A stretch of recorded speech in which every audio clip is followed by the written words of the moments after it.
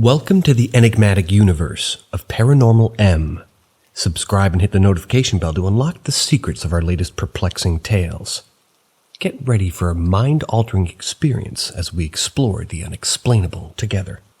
Precognitive Experience and EMS. Anyone?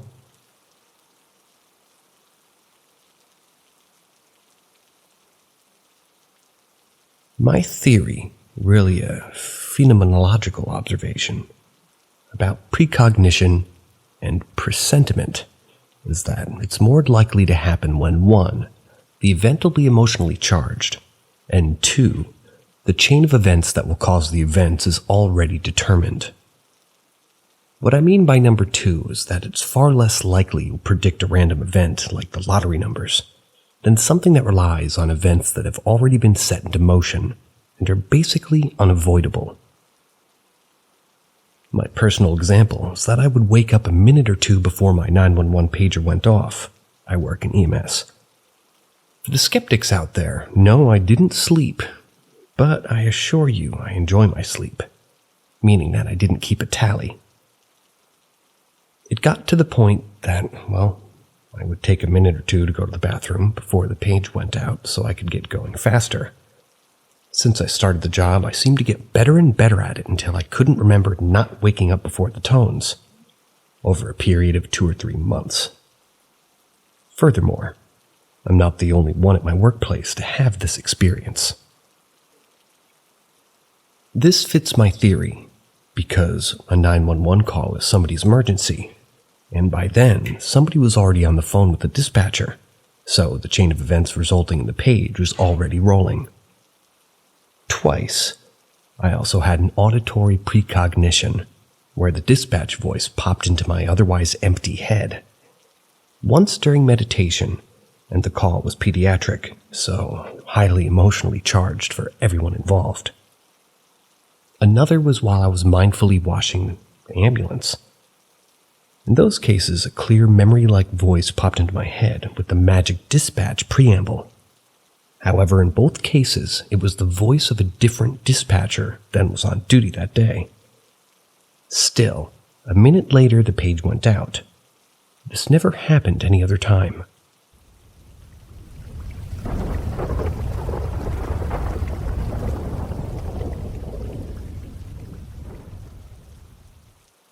Ask Reddit. I looked up the definition quickly, and this is the first thing that popped up.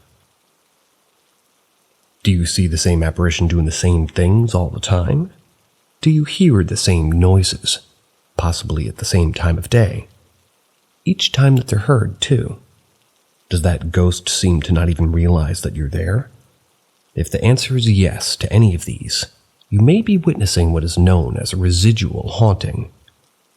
Some of the most famous hauntings appear to be residual ones. A residual haunting is a playback of a past event. The apparitions involved are not spirits.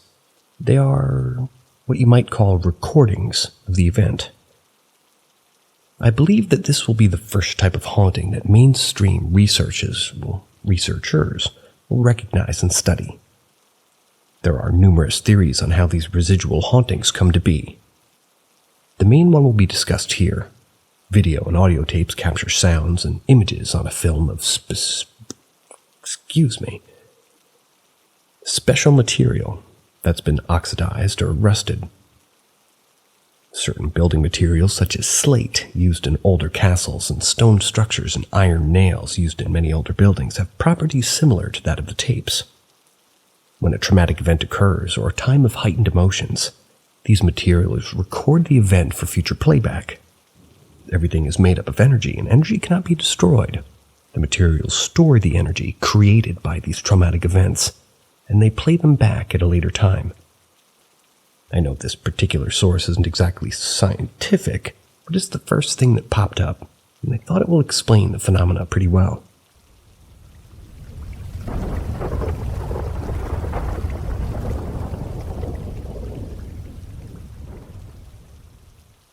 Creep?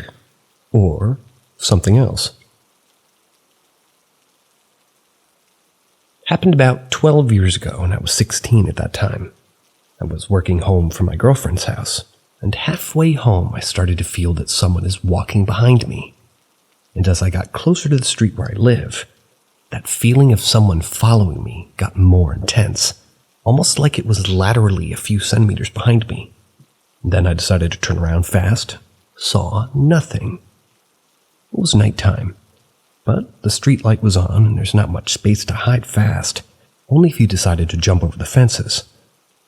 But I think there would be some kind of sound of somebody jumping over the fence, so I started walking faster toward the house. That feeling of someone following behind me doesn't stop. I get closer to my front door, and as I get through the door, immediately locked it. Doorknob suddenly started to shake. Started to shake crazy, as if someone was trying to get in. I immediately turned on the light outside and watched through the window that was by the door. Shaking stopped. No one was there.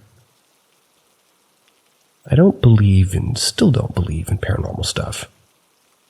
So, if it was like a pro creep or something else, why did they, didn't take me when I was walking through the street? Or was it something paranormal? And from that time till now, I don't like to be alone outside and it's dark. It creeps me out.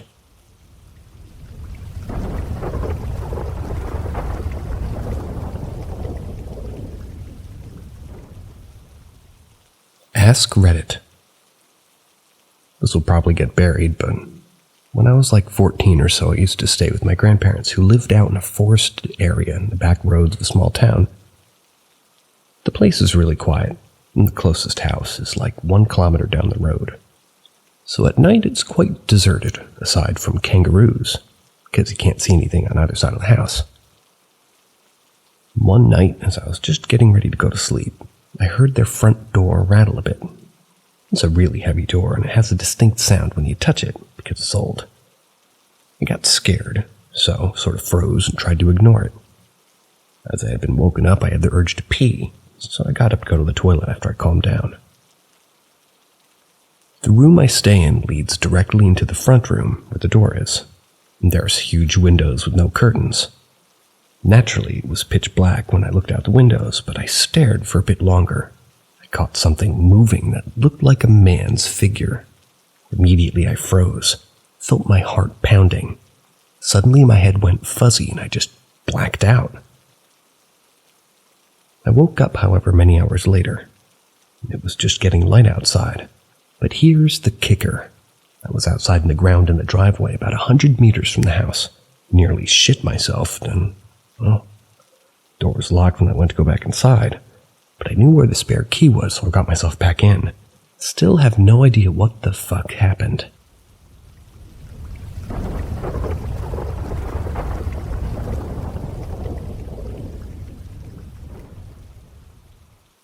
I dreamt that my uncle passed away.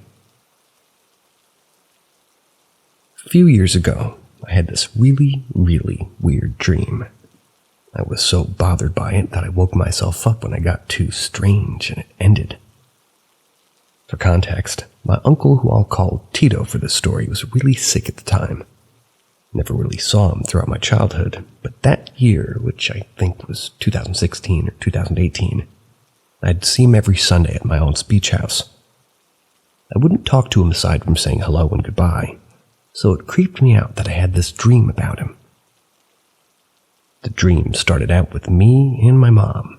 We were walking around what looked like New York City, but then slowly morphed into one of the megacities with all these tourist spots from other countries. Sometime in the dream, my mom left me to do something else, and I signed up for this helicopter tour, and happened to see my uncle signing up for it too. The staff asked us to leave all of our phones and tablets and jewelry with them before we got into the helicopter, which made me confused, but I didn't really think of it at the time. He was in a wheelchair, so I helped him get into the helicopter. And after a few minutes, we took off. We talked about I don't know what, but then the pilot announced that we'd do a parachute-free skydive. Tito started to wheel himself toward the open door. I tried to follow him, but he said I was too young, and it wasn't my time to skydive yet. He then rolled himself out of the helicopter after saying bye to me. Then I woke up. Checked my phone, it was 11:46 exactly. I just thought it was weird. Went back to sleep, since I've had weird dreams about family members before. The morning after, my mom told me that sadly Tito passed away the night before at 11:46 p.m. My family regards this as him saying his final goodbye to somebody who could handle it, otherwise known as me. I'm known to never freak out. Just wanted to share this story, 'cause I think it's quite creepy and quite cool.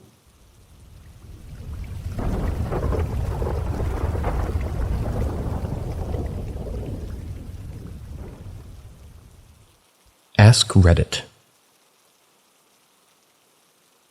When I was maybe 6 or 7, I lived with my grandma in a double wide. You could sit in the living room couch, you can see all the way down the hallway. You'd see my bedroom doorway, the bathroom doorway, and then my grandma's bedroom doorway. Anyways, my grandma decided she wanted to play hide and seek for whatever reason. I saw her clear as day turn the corner and run into the bathroom. The bathroom door was in the middle of the hallway before the bedroom. I ran into the bathroom after her, turned the lights on, and I don't see her. I pull back the shower curtain. She's not there. There's literally nowhere else to hide. It's a small-ass fucking trailer. At this point, I get really freaked out and sad and start to cry, backed up facing the bathroom door until I hit the living room couch. Called out to my grandma a few times. No answer. This was super fucking weird for her. She never ever let me cry. My eyes flashed to the bedroom doorway for a second. Then my fucking grandma's standing there with this face that just put a pit in my stomach. Except she's not, because I hear her start talking from the bathroom, apologizing for making me cry, and asking why I didn't come look for her. While she's talking, the fucking bedroom lights flickered on and off, the bedroom door is empty, and my grandma walked out of the bathroom. I brought it up so many times, and until the day she died, she swore that I never came to look in the shower for her, that she was never in the bathroom, and that she'd never play a trick on me. She never once made me cry in my life, and I don't think she was the one who made me cry that day either. I'll never forget it. Seems silly now that it's all typed out. Such a silly thing to remember.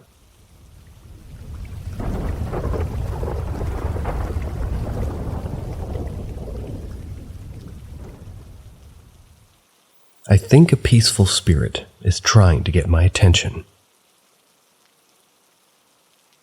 There's this one location my friend and I regularly walk past where some strange things happened, specifically around one particular street lamp in a partially wooded area. The first thing was a bicycle bell. We both heard it, but there was no one in sight. Happened shortly before dusk and we could see pretty far. We were definitely alone. Then on 2 different days at dusk, all streetlights were lit up except one. They're numbered, it was number 22. That one lit up the exact moment we walked past on both occasions. No motion detectors or anything. The second time I half-jokingly said, "Hi," as we had already talked about something being weird here. Finally, my friend was walking there again, this time alone. When he noticed lamp number 22 being dark again, he started filming with his phone as he approached it. When he walked past, he turned his phone around, filming over his shoulder while he kept, walking still. The lamp stayed dark while he was filming, but he told me as soon as he put his phone down, it lit up.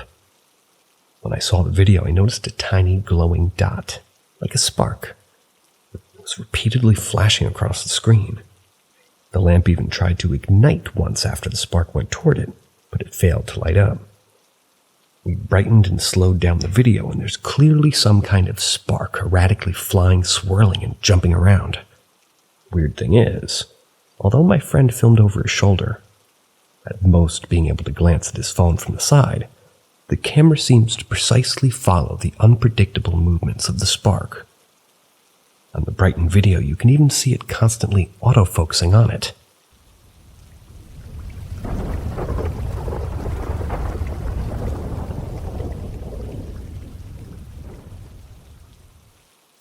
This was my first and hopefully last experience. This isn't a crazy story, but it sure creeped me out.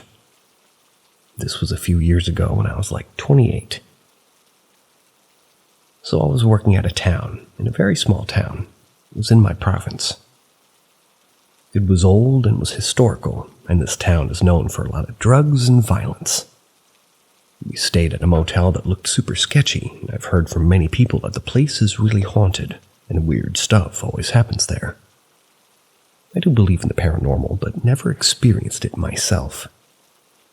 I usually just jock most of these stories as being fake. I was getting ready to go to bed in my room for work the next morning. It was 8:30 at night in wintertime, so it was dark. I have a bright hot pink scrunchie I always used to sleep in. I left it on the bathroom counter when I took a shower. Right on the counter. It was a very small bathroom. It was the sink counter, with one long leg in the middle of it. Basically set up, went to grab my brush in the other room and put my hair up. Go back to the bathroom, the scrunchie was gone. What the fuck? The bathroom is small, so I checked it over 3 or 4 times, and in the shower, wasn't there. Went into the room where the bed is. Beds are still made. I checked the desk. Looked in the backpack. I haven't even opened my luggage yet. Went back and forth between the room and the bathroom another couple of times, though. I got angry and yelled, "What the hell is going on?" I was on the verge of tears because I just wanted to get to bed and not have to deal with this. But then something clicked about the motel being haunted, and maybe it was a spirit messing with me. So I said, "Put my scrunchie back, damn it." I went back into the bathroom, and there it was, sitting on the sink counter. I checked many times before, and it wasn't there. It's hot pink, and I would have seen it. The counter was so small. Something was definitely in my room that night, and it was messing with me. The story of that motel is a lot of junkies and prostitutes stay at that motel, because it's one of the few in that town. I was told quite a few people have died there, and have been killed, and a lot of overdoses. So I definitely wouldn't be surprised if no one crossed over and just roamed the motel trying to mess with people. It was terrifying for me, and I covered my head under the sheets. I finally get to bed, and I keep hearing little things in the night. Not really loud stuff, but maybe some things moving around or being touched. I convinced myself that I was just scared, and that previous incident just messed with my brain at this point. In the end, I'm glad it was something silly and not something violent. I don't think I would have been able to keep it together emotionally in that room.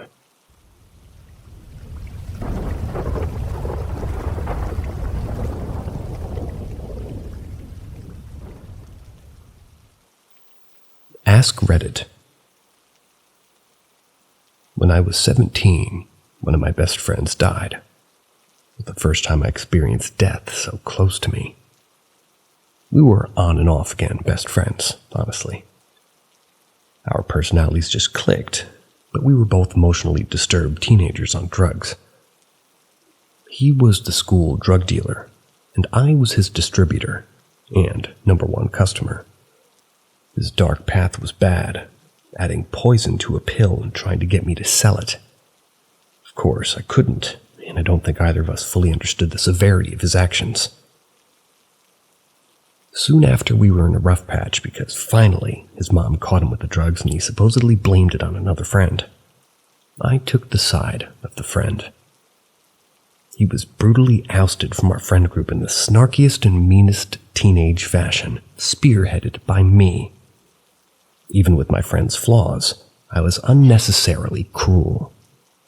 I think I was truly mad about the pill thing, the dark path, and maybe a little bit in love with him. He was just a young, fucked-up teen, and this was the only way to express it.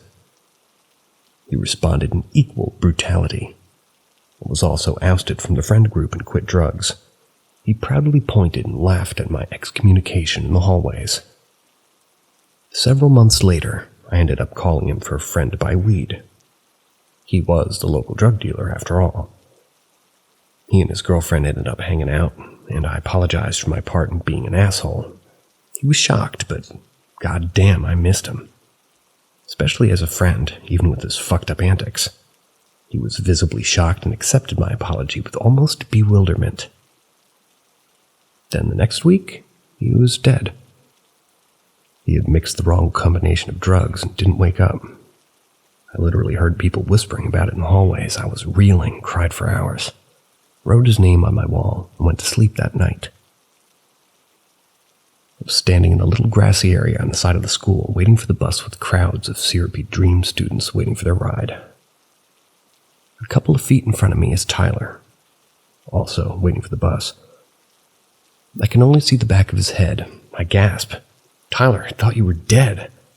I attempt to run up to him, but he's simultaneously fleeing from me. I continue to chase him. He's obviously avoiding me. No, he finally says. "You're the one I can talk to." I'm still chasing him. My sleep brain doesn't understand what this means. Finally, he gets on a bus, and as it pulls away, I'm grabbing some of the cloudy dream students, and I'm pleading with them. "That's Tyler. He's supposed to be dead. We can't let him leave." And as I'm crying and begging people to help me get to him to stay, they're dismissing me. Tyler's fine. He's alive. I'm sobbing, doing my best to recruit others to help me stop this bus. Finally, in desperation, I turned around, and I'm face to face with his favorite teacher. It was her, exactly. A perfect image. She wasn't a syrupy dream person. I could see the fucking pores on her face. And she gasped at me. Mouth open, glasses slipping down her nose a little bit. It was so real and shocking that my whole body lurched, waking me up in a wide-eyed cold sweat. The image of her shocked face is forever burned into my brain. I always wanted to ask her if she was there too, following Tyler's reluctant ghost. But part of me just knows she was. And this wasn't the end with Tyler's spirit.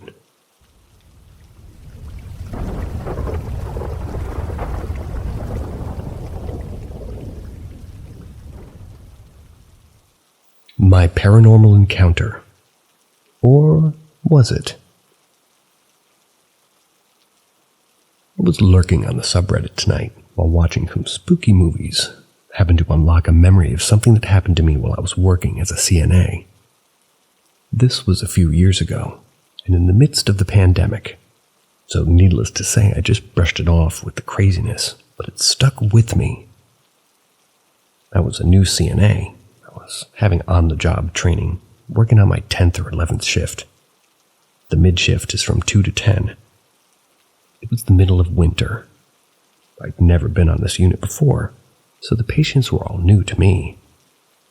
The other CNA and I were just splitting patients, so when she went to take her lunch at around 6:30, I covered hers. I went into a room with the call light on, asked the patient what I could do for them. The patient told me my name before I could introduce myself, asked where my watch was. I'd forgotten to wear it that day, but there was no way the patient could have known. We talked for a bit, I moved her water closer, and left. Almost immediately after leaving, the call light was back on, so I went back in to see if I'd missed anything. The patient had no idea who I was. I went back in. An hour or so later, went back in to check on her. She remembered me at this point. She told me before I left, grabbing my arm while doing so, that the shadow man wanted to take her.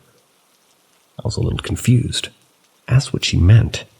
She pointed to the corner of her room and repeated that the shadow man was talking to her at night, but that she didn't want to go. I turned the light on, but of course there's nobody there. Unnerved, I started to leave. I was heading for the door. She called out that he wanted to take me that night as well. That night on my drive home, I hit the black ice twice. The first time I managed to keep myself on the road. The second I barely avoided hitting a truck, nearly flew off the road. I'm not sure how I didn't crash. When I came in the next morning at 6, I picked up a shift. I was told she had passed around 3 a.m. I asked what had happened, as she appeared to be in decent enough condition the night before. They weren't sure. The overnight nurse came in to check on her during rounds, and she was gone. They said around 1 o'clock she'd been hollering, but they'd been unable to figure out what had really gone wrong.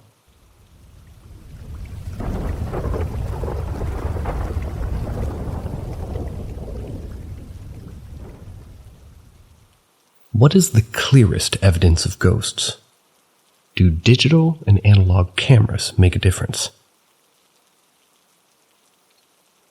Skeptics will question any video, but what photo or video is the hardest to refute? The math we used to discover in black holes also suggests that there's 10 dimensions. We can interpret 3, and we travel in a single point through the 4th, which is time. 5th dimensions introduce the multiverse. I strongly feel that ghosts are a glitch or an entity moving and glitched through the 3rd and 5th dimension. I'm going to use Ouija boards to try to summon them, and then using consumer electronics and a few angry adept pagans, get hard to refute evidence. I'm super experienced with Ouija. Can anyone say that they are a pro? I have electronics to test for EMF, thermal, gravity, and all the cringe stuff that you can think of. The pagans are ready to rock, but I need a more worldly interpretation of what I may be trying to interpret or record. Also, will digital versus analog recordings matter? I've heard of so many occasions where hardware completely fails and all the recordings are erased. Has anyone ever heard about this happening on analog? Any posts? Greatly appreciated. Any info about the closest possible thing to evidence? I'll start. The Philip Experiment, 1972. Check out the wiki, communicating with ghosts that they created.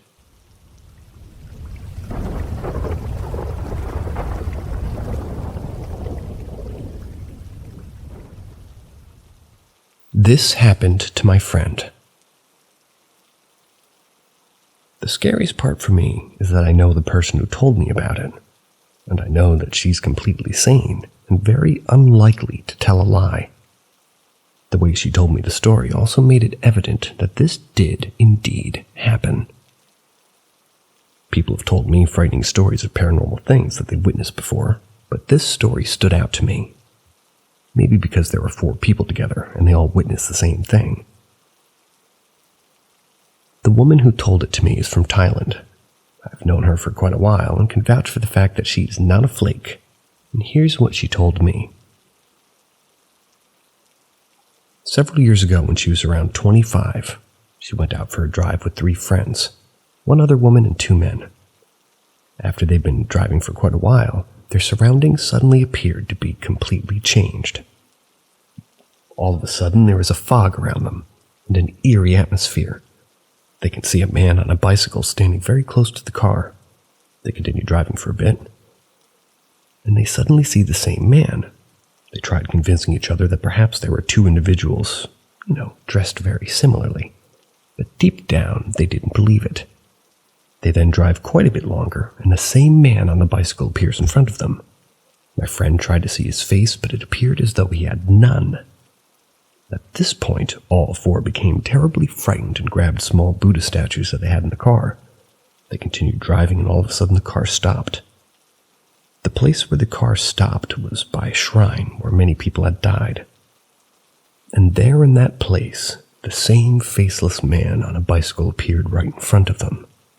They were petrified, but they eventually managed to get the car started again. They continue driving until the fog lifts. Things become normal again. My friend said that it felt as though they had traveled to another dimension. The 4 people in the car didn't speak to each other after this experience because it haunts them to this very day.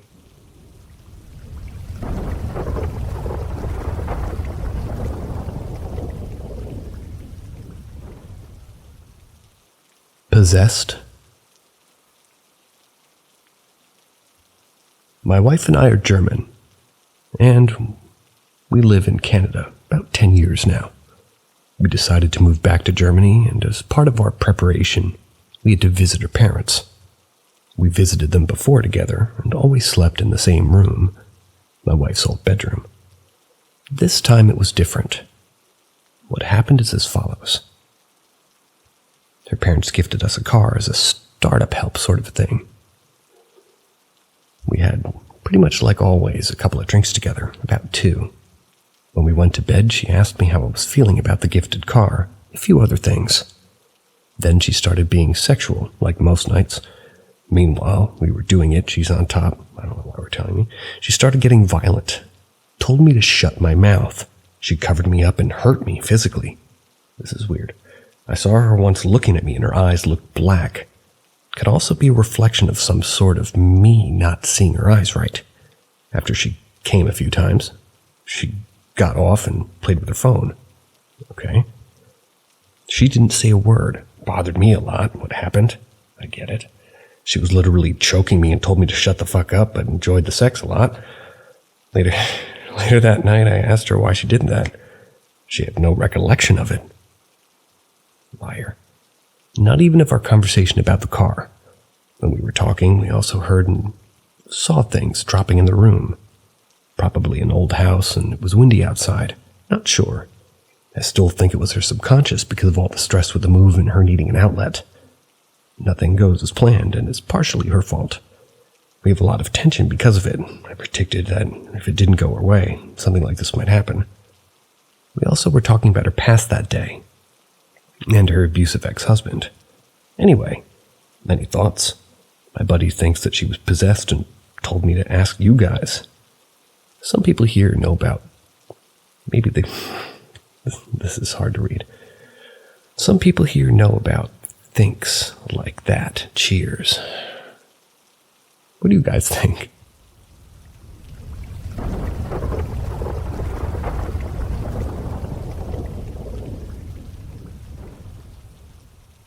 My girlfriend and I are having some weird run-ins. Where do I start? For a little over a year now, I, as well as my girlfriend, have been having the same set of problems, and they arise at the same time.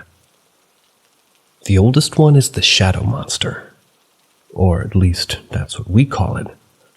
It's tall, all midnight black, has a humanish body, but it can do things like shapeshift, which makes it look a little different each time. We've never gotten a good look at its face, but there's definitely a head. But like the rest of its body changes form. It doesn't seem overly hostile, except for scaring us. The only thing it does, I'm not even sure if it's the entity or just our minds, but it actively invades dreams, which I always chalked up to just nightmares about it. Another thing I should mention is that our experiences that are pretty much exactly the same.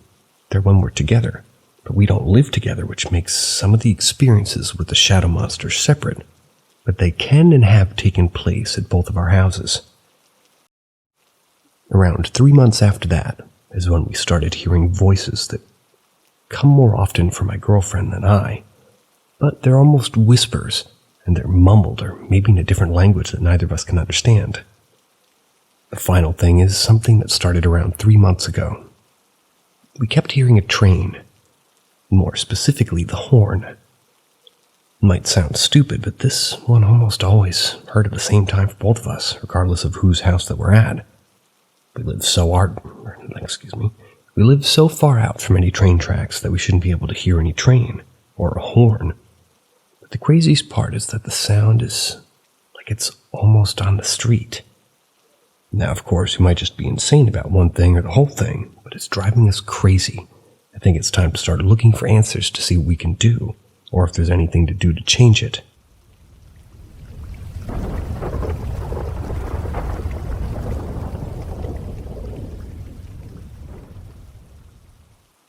I saw a demon. Scientists have come and can't find any explanation for them. But that's not what this is about. This place is deep in a wooded area, and on top of a mountain that you can see for miles when you get to the top, where the lookout is. It's about 45 minutes to an hour drive from our home. We left a little after 11 p.m. It was a pretty clear night.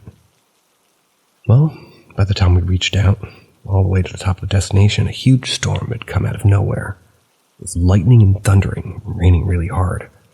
It had been my idea to go there, but as soon as my husband turned off the truck, I was struck with fear, began to cry. I told him I wanted to go. He asked me why, and I just kept telling him I didn't know why. I didn't want to be there. so we started to drive back down the winding dirt road. About halfway down the mountain, lightning struck. So close I jumped to the floorboard of the truck and my husband threw on the brakes. I said, "What the hell?" He said that the lightning nearly hit the truck. I climbed back up on my seat as he began moving again, and I spotted something glowing red about 15 feet into the woods. I couldn't pull my eyes away. It was looking at us too. It was completely black except for its red eyes. It had something similar to like bat-like ears and wings. They were tucked behind on its back, but you could see them over its shoulder, pointy wings. It was about 3.5 feet tall, and it was mid-stride when we spotted it. It was the feeling that it brought with it that was so scary. I felt heavy, thick darkness. Like dark, the whole world was dark black. That's the only way to explain it. Like nothing I'd ever felt before or after.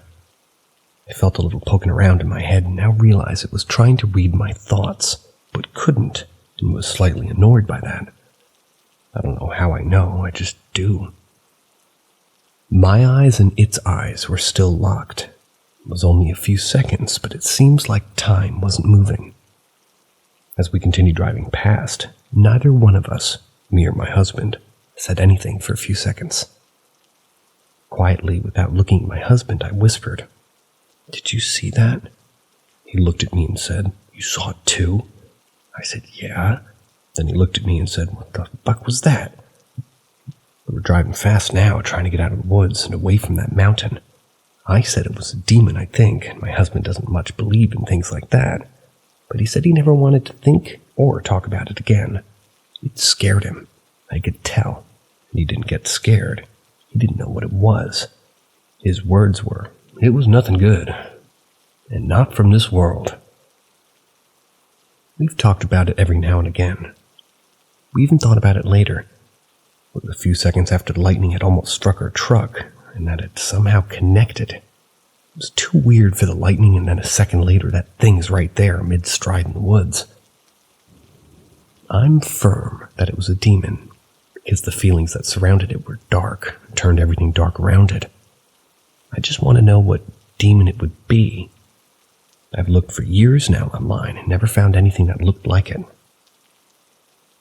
I'm also thinking that those pointy ears were black horns, maybe not ears. It didn't have any features on its face, just the eyes glowing red, pointy wings folded back, and all black. It had 2 legs it was walking on. It was 3.5 feet tall, but terrifying. It was intelligent. It saw us, and could think like we were. I don't know how, but I do.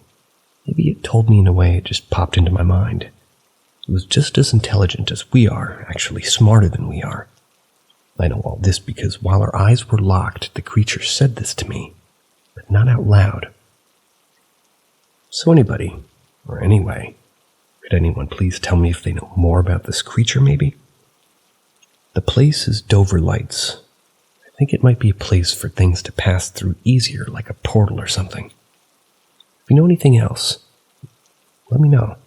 Very curious to find out why we came across this thing, and if it came through with the lightning or something. I know this sounds crazy.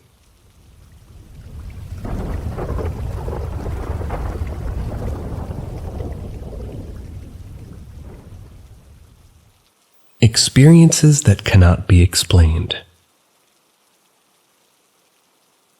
I'm an open-minded skeptic, and will naturally go to every logical explanation before admitting what I experienced was real. When I was a teenager, I was in a relationship with somebody who had lost his mother at a young age.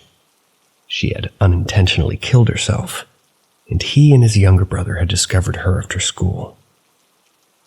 I lived with him from the ages of 16 to 19, and what went on in that house was mental. I've noted a few experiences, but not all. Myself and the brother were downstairs one afternoon with no other person in the house. From the bedroom above the living room, there were 3 loud bangs on the ceiling, followed by footsteps which can only be described as running away across the landing. We cautiously investigated, but there was nobody there. We blamed each other, and nervously sat back in the living room to finish our film. It happened again 3 times. I was convinced the brother had someone upstairs and was messing with me. But I soon realized that he was terrified. They had a party not long after, and one of the girls got sick. He put her in my room and went downstairs. Within 10 minutes, she ran downstairs screaming that a lady was stroking her face and whispering to her. Then she disappeared. The girl described the boy's mother as the person she had seen. Their mother was a very distinctive person, but this girl had never met her, and there were no photos of her around. When 9 months pregnant, I saw her standing at the bottom of the hall just staring at me. I put this down to hormones, but even before I was pregnant, I would hear wailing and doors slamming and see women's legs walk from a particular room. I moved out after the baby was born, and the house was sold years later. I have since found out that one of the families that have lived there reported stuff going on that they could not explain.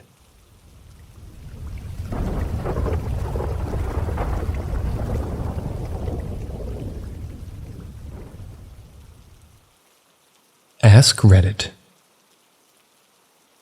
In general, as a rule, I didn't believe in dreams as messages from the dead. I do believe that we see things in dreams from time to time, but that it's more often than not a mixture of some conscious cues playing in our head, or maybe some pure dumb luck. That said, I remember this so vividly that to this day it's shaken my perception of the whole message from beyond the grave talk. My mom died on December 20th, 2015. It was sudden. It was unexpected. I was not ready, not in the slightest. Not even as I held her hand, stroked her hair, and wondered if she could hear me in the comatose state as I told her it would be okay. I was grown enough that she didn't have to cling to shreds of life for my sake. A couple of days later, I had the weirdest dream of my life. My mom, shortly before she died, told me she was seasonal affective. I always knew the winters were hard for her. She hated the cold. It often seemed to make her very bitter and tired. But I had no idea how serious it was, to my chagrin. It was the middle of summer, and we were driving down the road. It's a road very near to my house, one that I pretty much have to use to get anywhere. And the site we were at is one that I would drive by incredibly frequently. We were in her car. She didn't look like how she did when she died. She looked vibrant, radiant, and alive. The bright summer sun made everything almost surreally vivid, and I remember feeling so calm. We were at the stoplight. I turned to her. I remember the wariness in my tone that you only really have when repeating a grim fact, like the death of a loved one. And I said, "What am I gonna do? You're dead, Mom." Her reply was a bubbly laugh, and I hadn't heard it in years. She looked at me right in the eyes with all the love and care and softness of a mother's gaze and said, "Kiddo, I may be dead, but I'm still going to watch out for you." And that was it. The dream ended there, just as abruptly as it had began. I woke up so intensely full of peace and joy that it broke the cloud that had been hanging over me since she'd been sick. At least for a little while. Since then, I've had dreams with my mom in them. She's been there like it was just ordinary life.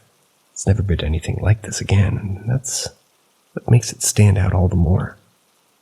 I'll never be certain of whether it was just my psyche desperate for comfort, or if it really was her reminding me that she'd always be my mom.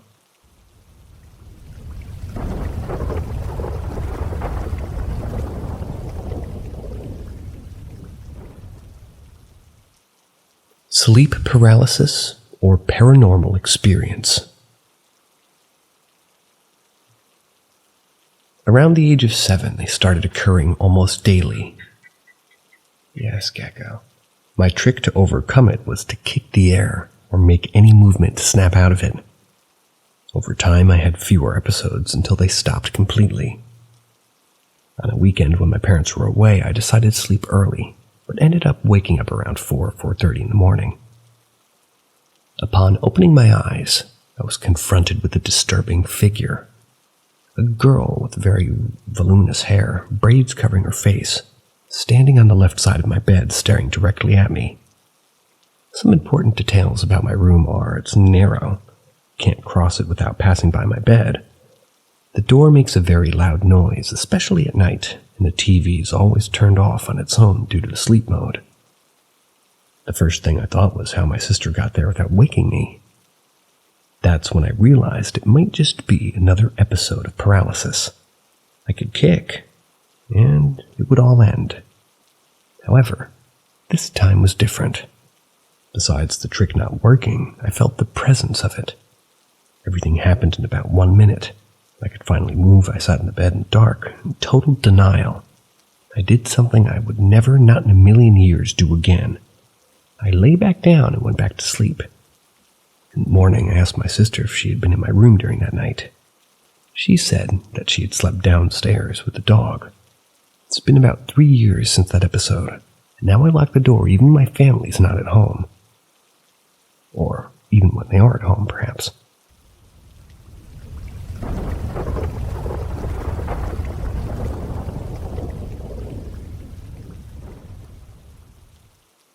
Dreams about dead people. Started in middle school. A friend from elementary school moved away for middle school. In 7th grade, he died in a car accident. At the viewing, I remember hugging his mom and how wet her shoulder was from all the people who'd cried while hugging her. I didn't cry, though. Didn't even know how to mourn or go through the grieving process. Never known anybody who died before. About a year later, his death hit me, and I cried for days about it. All the pent-up grief came out at once. Then one night I had a dream that we were back at our elementary school. Played on the playground for hours. When it was time to go, he told me that he was okay, and that it was all going to be okay. When I woke up, it was like my grieving process was over, and I finally came to terms with his death. In my early 20s, I dated a guy for a few months. A few times he took me to his parents' house while he cut the grass. I sat at the kitchen table and talked with his mom, and she really liked me. Our relationship didn't last too long, didn't end poorly. We just weren't right for each other. We both moved on with our lives. Time passed and I was dating someone else. I heard that his mom had died a few months after being diagnosed with lung cancer. I messaged him my condolences and didn't talk to him again for about a year. I had a dream where I was at the kitchen table with his mom.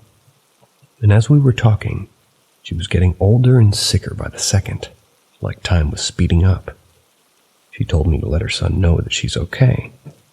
I texted my ex the next day to say I had a weird dream about his mom. He texted back that it was odd, because they had just spread her ashes the day before. Last story, again in my mid-20s. A friend's mother's died. I'd never met her, and she lived about 3 hours away. A few of us from the group of friends decided to drive to the funeral. The night before, I had a dream that we were at the funeral, and they dropped her coffin. She fell out. I'd never met her or saw any pictures before the funeral to know what she looked like. But when I saw her, at least her pictures at the funeral, it looked exactly like the woman in my dreams.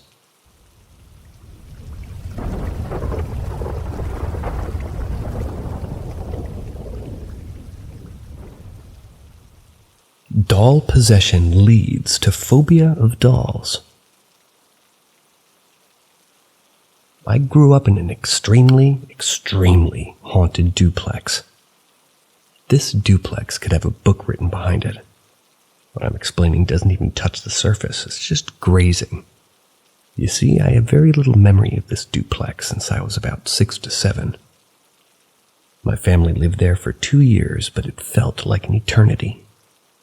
I have a couple of memories, most of which being paranormal. But because I remember so little, I've been really wondering, did something happen with the doll that I've repressed? I'm sure a lot of people have family members who gift the new babies in the family a porcelain doll. I was born in 95. No idea if people still give newborns porcelain dolls or if it was just a Greek thing. Either way, I had this porcelain doll with light blue eyes and a dress, white frills, curly blonde hair, attached to a swing. She never came out of the box until I was around 10 or so. I also loved the big comfy couch. I had the little Molly doll with the plastic head, yarn hair, and stuffed body. She had these cardboard pieces you could put in a bow or like a thought bubble or something. I was obsessed with Molly growing up. She was my favorite doll when I was really small. I don't really remember playing with her, but my mom said she was glued to me. She definitely looked very loved. I just don't remember. Anyways, sorry this is so winded already. So, after moving into my new home, years and years go by and I'm digging through the Teddy toy box. I find Molly, and I'm excited. I've always slept with far too much on my bed, even to this day. My bed is all pillows, squish pillows, and big massive body pillows. I felt connected to Molly all of a sudden. So she stayed in the corner of my bed, against the wall and the bed frame. She stayed like that for a few months, until I started having these nightmares.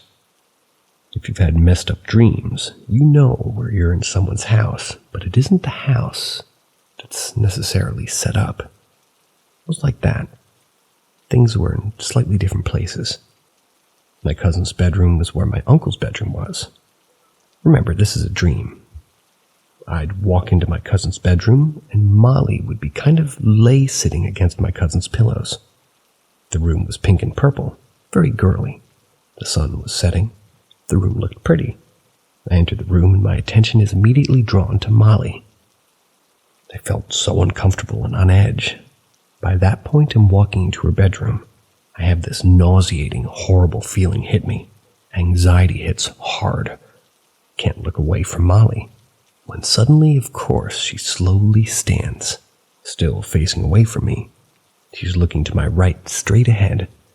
She levitates up and starts to turn toward me. The room goes dark, and I'm sprinting to the light switch. Can't find it. Once I do, it doesn't work. Grab the door, feel her behind me, throw the door open and run down my uncle's hallway. I turn and I see her floating behind me. My grandma, my dad's uncle's mom's at the end of the hallway. She isn't dead, by the way. So I run to her. Her eyes are red and she's just staring ahead. I'm screaming at her to do something. Then I jolt awake, normally sprinting to my light switch, terrified it wouldn't turn on. She was on my bed when this first started happening. Remember. I had that dream a few times. Each time some stuff altered, but it was always the same, till I got so fed up of these dreams that, well, I jumped down my uncle's stairs past the hallway. They were like 20-plus steps. When I dived down, my head hit the ceiling part that leads you down the stairs. Pretty sure I broke my neck or something, but the last time I had that dream, I dove down the stairs and I died. After these reoccurring nightmares, I tied Molly in a pillowcase, threw her under my bed. Still didn't feel safe, so she ended up in the crawl space. When my family moved nearly 10 years later, my mom took her out of the crawl space and I started to cry, like laugh cry, but because I was so uncomfortable, I ended up giving her away. Turns out those Molly dollies can cost a lot nowadays. The duplex I lived in had a demonic entity. It approached me as my childhood dog when I lived in the duplex. I don't know if the demonic entity tortured me via toys and dolls. Now the porcelain doll. I had her on my wall hanging on her swing, but I would stare at her at night expecting her to turn her head, float, or crawl to me. The stereotypical horror movie stuff. I ended up throwing her in something into the crawl space, got rid of her too. I know it's rude since it was a baby gift, but I cannot stand dolls.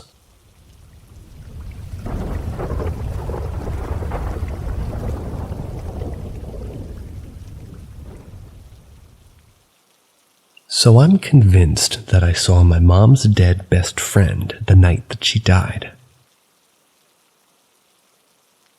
So this happened when I was around 7 years old. I'm 17 now. I only realized how strange it was years after the incident happened. So, when I was around 7 years old, I was staying at my aunt's house in California with my mother. I don't remember why we were staying there, considering it was 10 years ago. All I remember was that it was a very sad time for my mom and my aunt. Everything was fine up until we went to sleep. I'd sleep at my aunt's house before this several times, so it was a space I was at least semi-comfortable with. My mom and I always slept in the same guest bedroom together.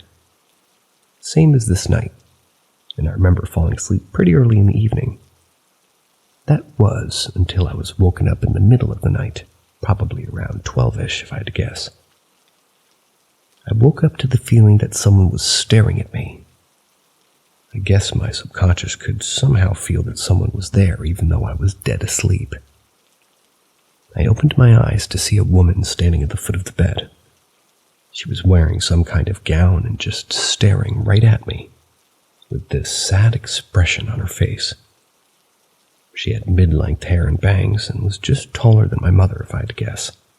She was also slightly glowing a light blue tint, like I could see her face perfectly even if it was in a dark bedroom.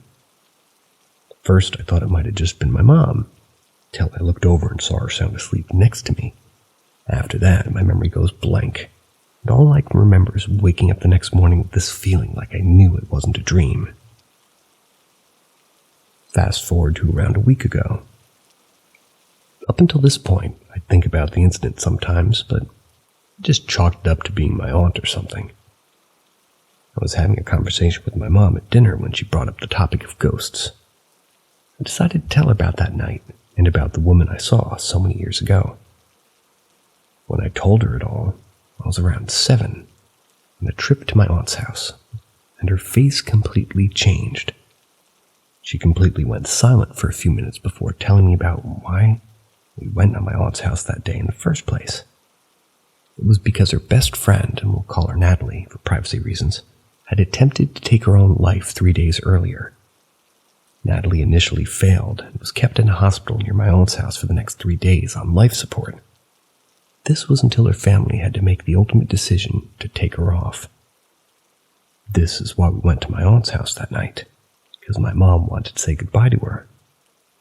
The night she died was the same night we stayed with my aunt, and the same night I saw that woman at the edge of the bed. When my mom told me this, my blood ran completely cold. I asked my mom to show me pictures of Natalie, just to be sure. And even now, even to this day, that face was undeniably identical to the woman's.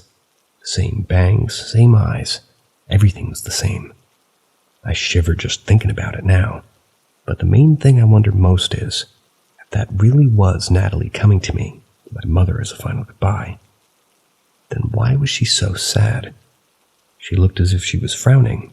Her ghost, I mean. The most sad I've ever seen anyone with this look of pure sorrow on her face.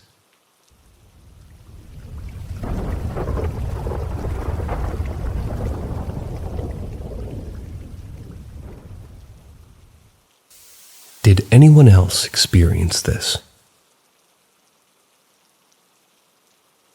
I don't really believe in ghosts or supernatural in a traditional movie way, but I like to think of myself as an open-minded person.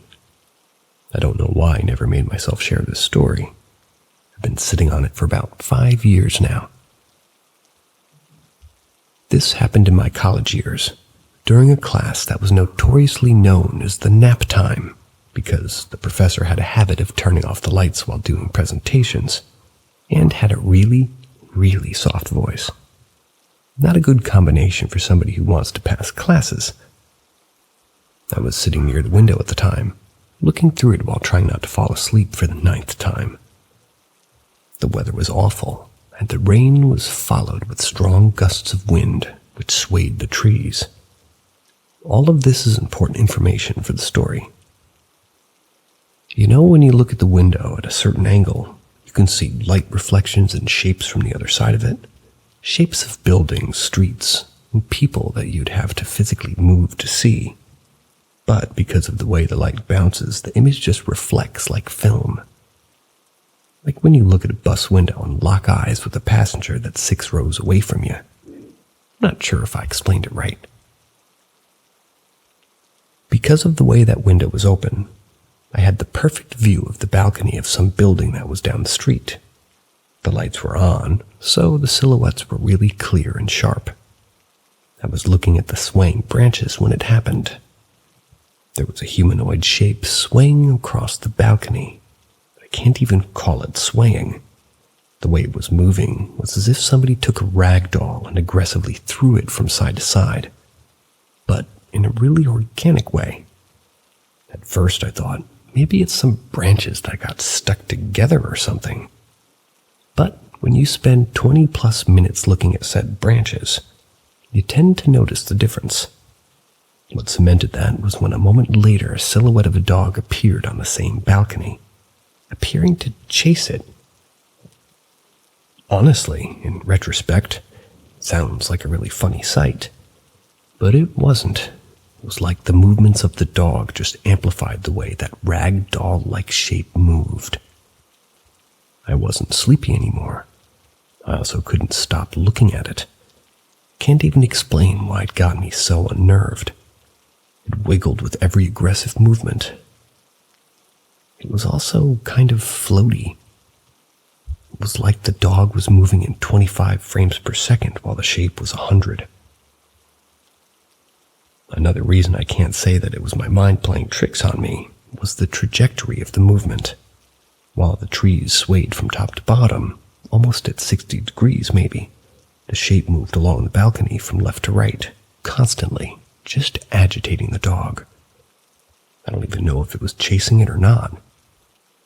Now that I'm sitting and writing this, I can imagine I could have just leaned in and tried to see what it really was, but I didn't. I was just frozen in my seat, looking at them moving from left to right the whole class. I didn't even look away. I was just watching the same spot and trying to, wait them out. I didn't, and the class ended, packed my things and left. Could have just been my instinct of don't fuck around and find out at play. It's been a really long time, not sure how accurate my memory is, but the image I attached is probably the closest I remember it looking like. Trying to see if anybody here had similar experiences or knows anything. Even if it was just my mind playing tricks on me, I think it makes an interesting story at least. A happy way of looking at it would probably be that they were just playing around, and for my peace of mind, I'm running with that theory.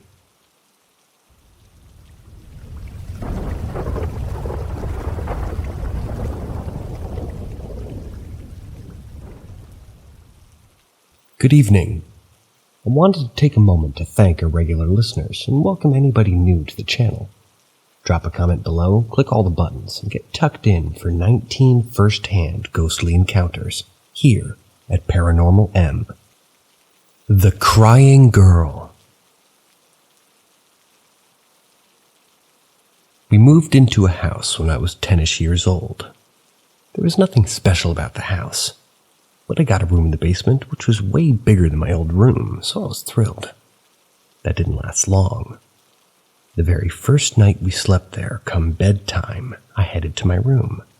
Soon as I got to the stairs, I instantly regretted picking that room. It was dark and secluded, and it freaked me out at night.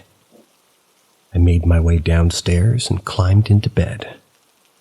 I fall asleep, and I wake up at 2 to 3 a.m.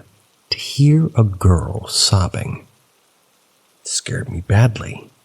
But it was coming from the side of the room the door was on, so I dare not make a run for it.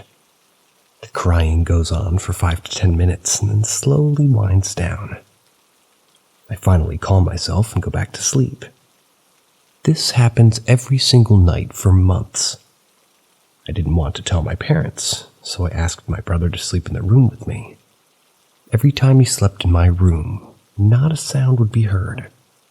It's frustrating, but weird enough, I finally got used to it. Sometimes I would even wake up, but I know deep down it was occurring even while I was asleep. I then a few months later started dreaming of a girl in a wedding dress, but it looks like she was in a car accident. She was disfigured and scary as hell to me. She would always be sitting holding something, but in the dream I was too scared to look. This dream also kept reoccurring for quite some time until the sound and dream were every night events. This goes on and on and on, and as time passes, it bothers me less and less and less. Then one night I wake up and hear the same sobbing. I roll over and try to go back to sleep, But before I can, I notice the cry starting to switch. It slowly goes from crying to a deranged laughter. This scares me badly for some reason. I panic. I get up and run toward the door, even though it's toward the sound. I get to the door and the sound is right next to me. I don't know if the door was locked or if I was just too panicked, but I couldn't get it open. I started screaming and screaming. I hear footsteps of my parents running upstairs to get to the stairs. I hear them running down the stairs, and I'm in complete panic. The door starts shaking like they're trying to open it. As this is happening, I feel like somebody's grabbing my arm and I lose my shit. I'm ripping at the door to try to get it open with my parents on the other side. I get it to finally open, expecting my dad on the other side, but nobody is there. The door is open, so now I run upstairs, screaming and crying. Now I'm upstairs and my parents hear me. They come out of their bedroom. I tell them everything, and they just kind of looked lost. I told them I would never go back down there again. They let me start sleeping in the living room. And I never heard it again, and I never went back downstairs. Months later we moved, and I kind of got over it. But that was one of the scariest moments of my childhood.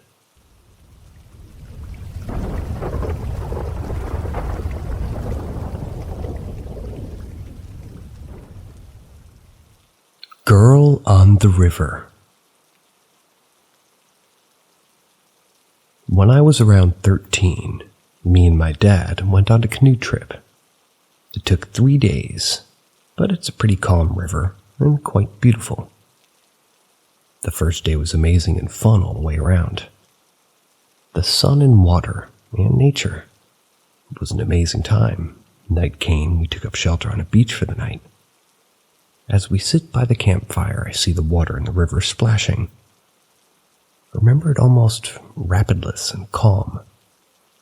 I tell my dad and he looks and says it's probably some fish. Thought it was multiple monster fish, if so. We finish up and retire to the tents. In the middle of the night, I wake up to reposition, and I swear I hear a girl and a guy talking. It's faint, but nobody should even be close. It's not that loud, so I shrug it off and go back to sleep. Next morning we head out again. It's a great day, and I swim and relax on the beaches. Not a person around but Dad. We eat lunch at the beach and continue down the river, and as it hits about 4 to 5 p.m., my dad tells me we need to consider finding a good stopping point. Minutes later I notice a girl on the bank in a tree, but she's like at the top, and the tree is huge. Freaks me out, because we're in the middle of nowhere, and who sits in a tree 60 feet up just chilling in this remote area? Night comes, and the same stuff occurs, and we eat and start a fire.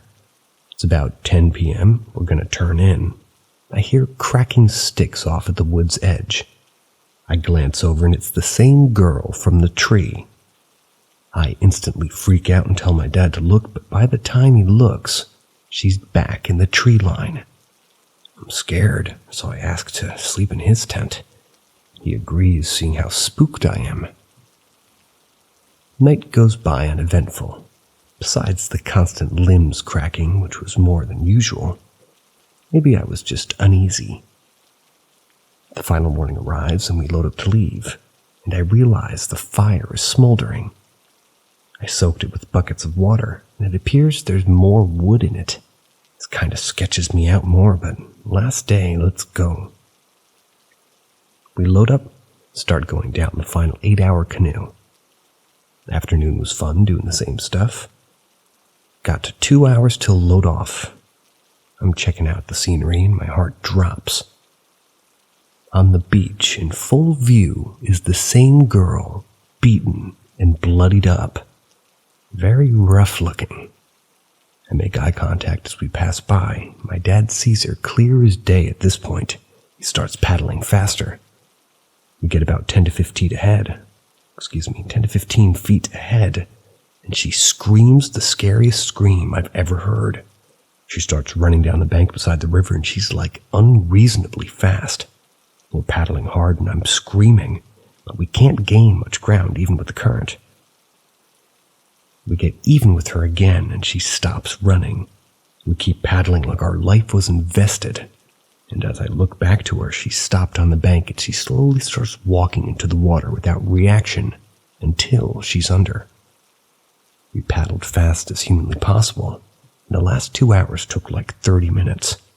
I don't know if it was crazy or just a ghost, or I don't know. Never went back since, though.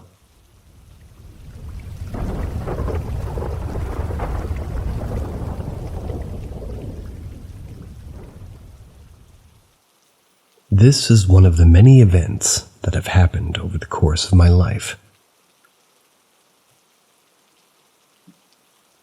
I moved into my current home about 4 years ago in a decent neighborhood. My house happens to be near the junction of 2 rivers, and apparently heavily contested with the Native Americans during the expansion of the nation westward. Present day, the river is relatively swift. It gets very high and moving after it rains. Back in the time of expansion west, it was probably a serious obstacle, as it and several other rivers populate this area. After moving in, I noticed that I would go through short periods where I would get very overprotective of my children, to the point of me blowing up and yelling at them whenever they did anything that might be misconstrued as dangerous. They're 6-year-old twins and are ADHD, so they can be pretty damn nuts when wound up. After freaking out and yelling, I would get these very intense feelings of loss, sadness, and of failure, and an overwhelming urge to be extremely vigilant, and a strange urge to teach my kids to swim. So, after settling in a few weeks, I got curious about the attic entrance in my room, which is above your head as you walk into the room. So I brought a tall stool to stand on, opened the hatch, the trapdoor, a square piece of wood over the entrance. I put it aside on the floor. As I stood and began to break the plane of door insulation, it just rained down into my eyes. For whatever reason, after cleaning my eyes, I just put the hatch back and went about my business until I decided to take a nap a bit later, maybe 3 p.m. During my nap, I dreamt about walking down the hallway of my house, which seemed to now be a hotel of some type. As I got to my room, I'm standing in the doorway of my room, looking at the attic entrance, and the coat closet opens up, and a woman takes a step out and follows my gaze up to the attic entrance, and back to me, and she says, "That's where the big one lives." About that time, the attic hatch slides out of the way. The woman goes back into the closet, and I'm picked up by what feels like a large hand placed against the wall. Never saw anything in my dream, but the message I remember thinking in my dream was, "I can hurt you." After that, I was let down on the floor. So after I wake up, I walk around the rest of the day wondering what the fuck. So, that evening I go to bed at whatever time, and go to sleep. For whatever reason, I woke up just after 3 a.m., checked my watch afterwards, and at the exact moment I opened my eyes, one of my son's large dinosaur toys, about 2 feet from my face, is roaring. How the toy got there is weird as fuck because my kids were with their mom that weekend and the toy wasn't there when I went to bed. After the dinosaur stopped with its roaring, I decided the best course of action was to be a tough guy and say, "Yeah, right, motherfucker." And I rolled facing the wall and went back to sleep. I can share many more if anyone's interested. Instances like this have happened to both my kids and every guest that stayed in my home.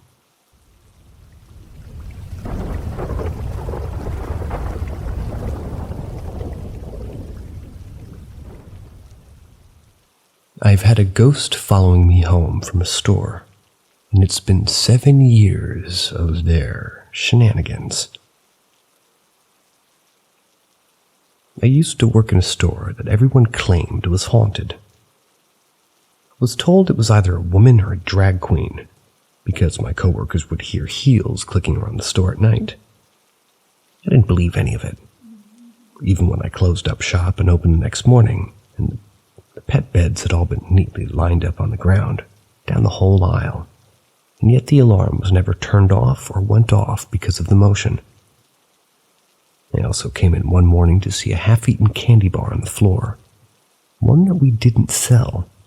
I laughed it off, swearing my coworkers were just messing with me. Well, one night I was closing up. I had already walked the entire store and was with another coworker. We heard a noise of metal scraping the floor. We wanted to see if anybody had snuck around while we were on our walkthrough. It was a very small store, 4 or 5 aisles at most. Nothing. So I went back to the closing of paperwork and we locked up. The next night we heard the heel clicks of someone coming down the hallway toward our back room. I got up to confront whoever it was, but no one was there. My cashier was absolutely horrified, wanting to stay with me instead of doing her closing duties alone in the store. Well, I left that job, but I noticed some weird stuff starting to happen at my house.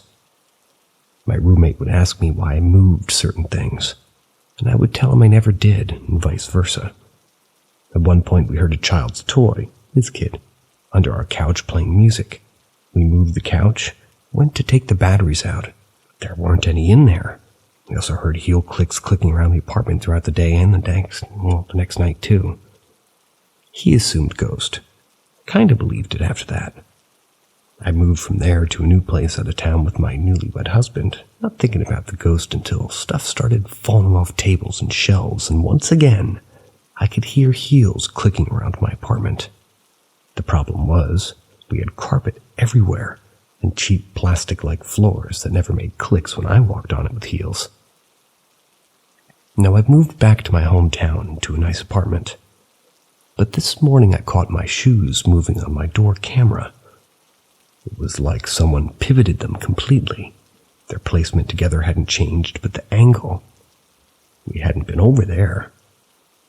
The motion video also didn't show actual motion, just that my shoes were suddenly not in the same place anymore. This past weekend, we were relaxing on the couch when suddenly something in our pantry was banging around. We assumed the cat must have been locked in there by mistake, but the cat came running into the kitchen to see what the sound was. We opened the pantry and saw 2 cans of nearly expired manwich which had fallen on the ground. But they weren't the only in the upright shelf before, so also behind a lot of other cans too that seemed untouched. Also, they were on the bottom shelf, so it should have made so much banging on the way down. I don't know if at this point I should get rid of the ghost because the cans are about to expire. I was forced to see it when I picked them up, so maybe it was telling me that. Plus, my shoes I noticed had a bad odor to them, which I'd never known if they hadn't been moved, since I don't wear that pair often enough. The ghost is just being aggressively friendly, and I don't want to be rude.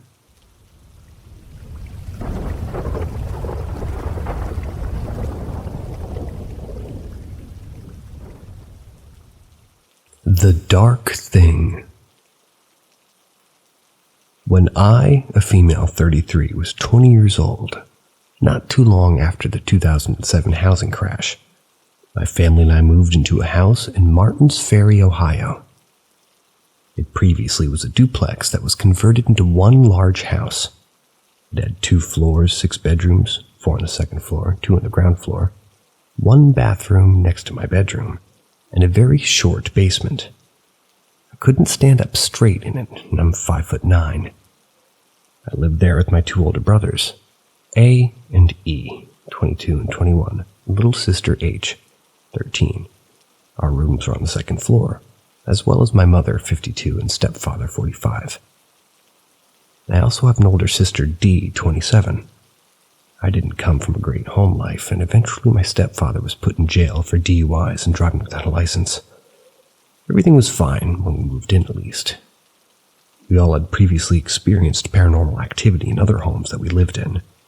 This wasn't something unusual or frightening, because we lived in an oldish city.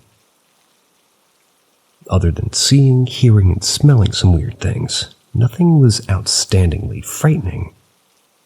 Dee lived with her husband at the time. along with their 2 children. Her husband was financially abusive and was also an addict who got Dee addicted as well. One day, Dee called me crying because her husband had spent all their money on drugs, left her car on empty, and had left her alone at home with the children and no food to eat. I spoke with my mother and we came up with a game plan to get my sister out.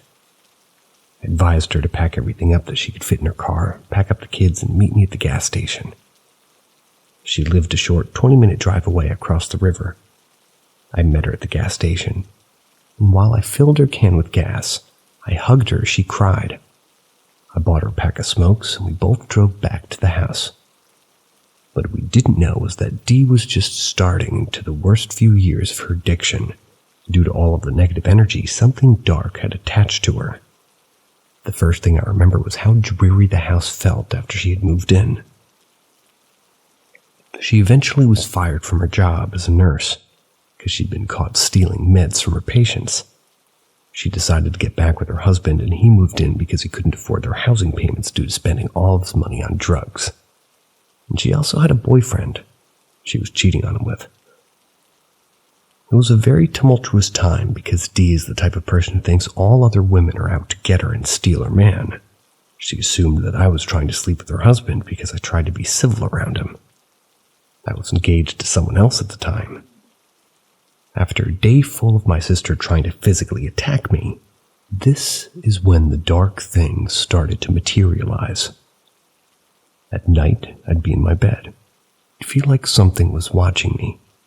Anytime I was doing schoolwork, it felt like someone was standing behind me while I sat at my desk in my bedroom.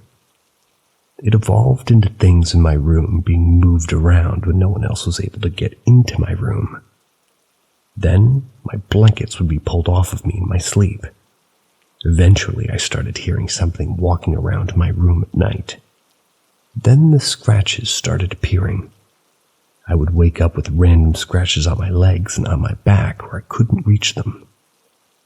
One night I was grabbed by my leg, ripped off of my bed by something I wasn't able to see. I'm not a small woman by any means, so it would take someone quite strong to yank me that hard and that fast off my bed in dead weight of deep sleep. Another terrifying night I heard it walking around the hallway outside my bedroom.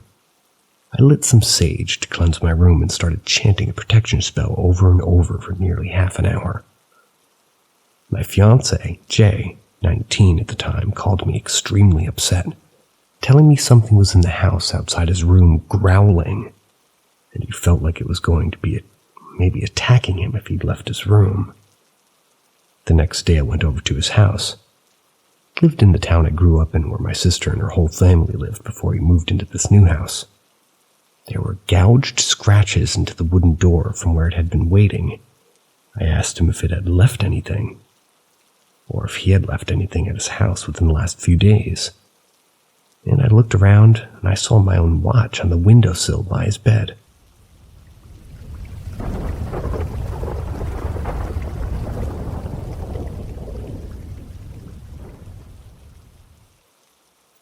Okay, this is the best title so far. There very well might be an evil chicken ghost in my mom's house. Please help. A few months ago, one of my mom's neighbor's chickens started coming into her yard to hang out. At first, they liked the chicken, because why not? A free chicken. Duh. Anyway, there was an instance when the chicken had become aggressive toward my mom's boyfriend, tried to peck him. So, he threw it over the dance back into her neighbor's yard. It must be a chicken term. It came back the next day. The trouble began very recently. My mom's dog attacked and severely wounded the chicken. My mom panicked and called a friend who then mercy killed, in air quotes, the chicken in the bathroom. Since that happened, strange things have been happening.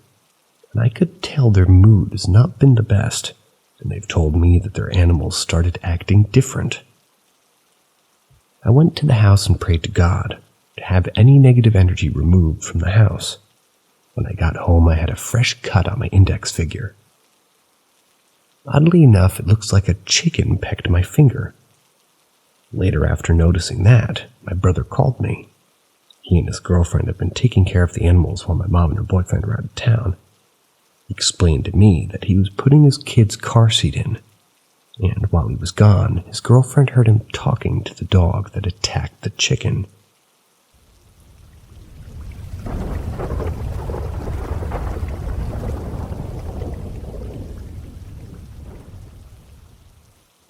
Random flashing red lights. I live in a 2-story house, a bit far from the city. It's surrounded by valleys and houses like mine. Let's say I live in a quiet and secluded place. For the last 3 days, I'm experiencing red lights in my vision. The first time I saw the red flash from outside. I have a small terrace on the 2nd floor, and I saw the light outside from the empty valley. It was distant and lasted for about a second, quickly disappearing completely. It was a single flash of red light. I blamed it on my sleep schedule, and I ignored it. The second time I saw it in the bathroom, the lights were dimly lit, and I was getting ready to take a shower when I saw the same red flash, but this time closer near the sink. It didn't emit from anything, it just flashed for a moment. It was weird, since it didn't come from anywhere, but still, I ignored it. The third time, however, I saw it right in front of me, in my room. It flashed near a cabinet, which is in front of my bed. I was laying on my bed and it flashed like before. That time, I got quite concerned and didn't blame my eyes or my sleep schedule. I decided to post about it. I did my research, but there is nothing. It all happened at night 3 days in a row.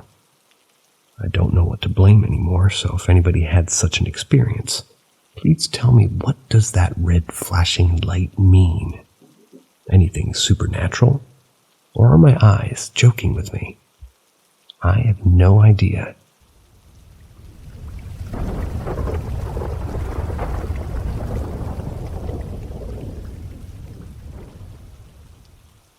Need advice. My property is haunted.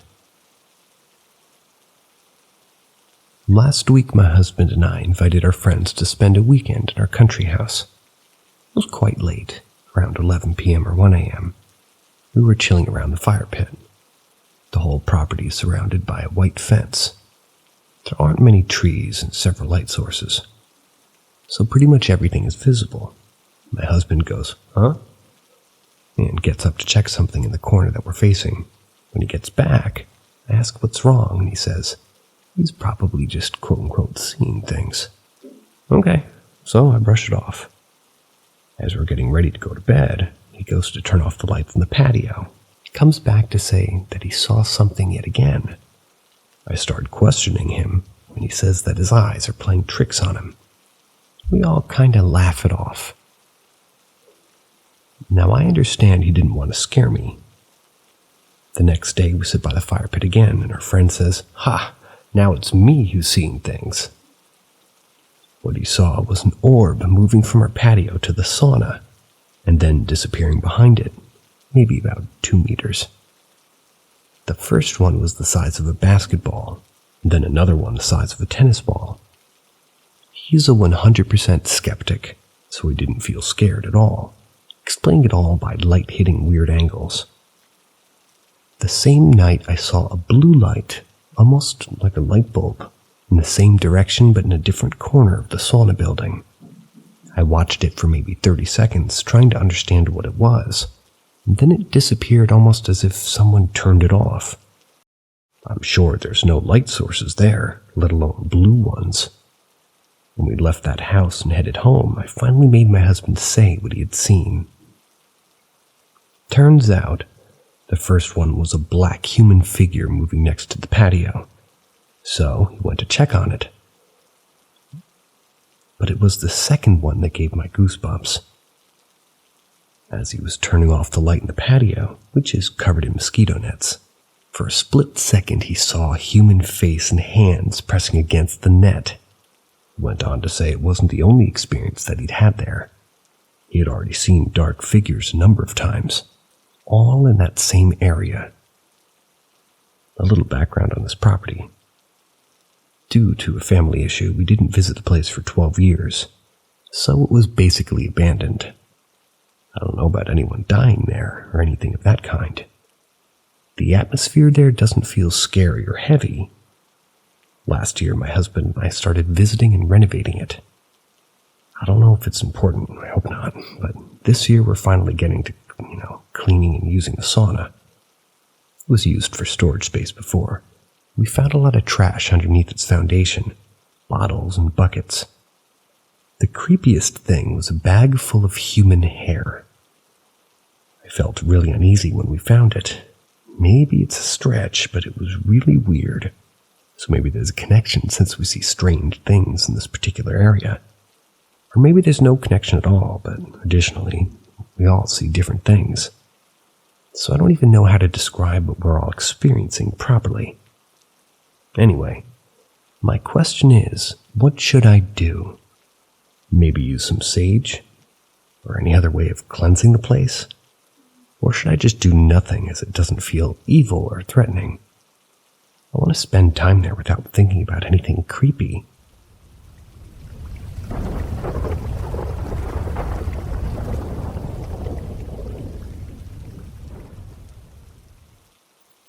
I need to share this ghost story with you. My girlfriend and I went to her sister's a few days ago. We were invited as guests in a family meeting. We had a great time, and I was questioning a few things, and one of them was about a cemetery, about 100 feet, or 30 meters approximately away from the house. I cracked one or two jokes about ghosts, but the atmosphere didn't follow my vibe. Girlfriend told me that, for a long time she was seeing ghosts in that house, and her sister told me she's seen it too. This is how their story goes, and it's really interesting.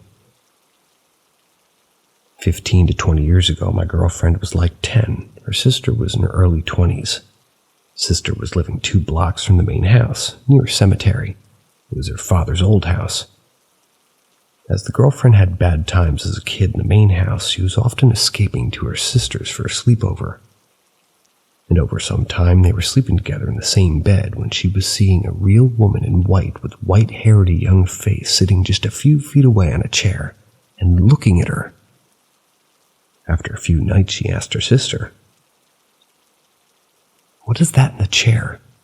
Sister was petrified with the question because she was seeing the same woman for months, maybe even years, often in that same chair. Imagine she was ignoring it, God knows how. They were speaking to me in one breath, how women looked like, and the details were absolutely the same and incredibly detailed at that. The ghost didn't bother my sister, but it did bother my girlfriend. She was sitting on her back when she was sleeping face down. We were sleeping on our chests, and sister literally kicked my girlfriend out of bed to turn on the lights. The ghost just disappeared. I don't remember why the ghost stopped to show himself daily, but for years it was gone. My girlfriend already went out of the house, but then the sister seen it again, ignored it, never talked about it. When sister was 32, she was with an old neighbor going through pictures. And in those pictures, they saw a ghost from the chair. She literally started crying and shaking, and believe me, she's a strong woman.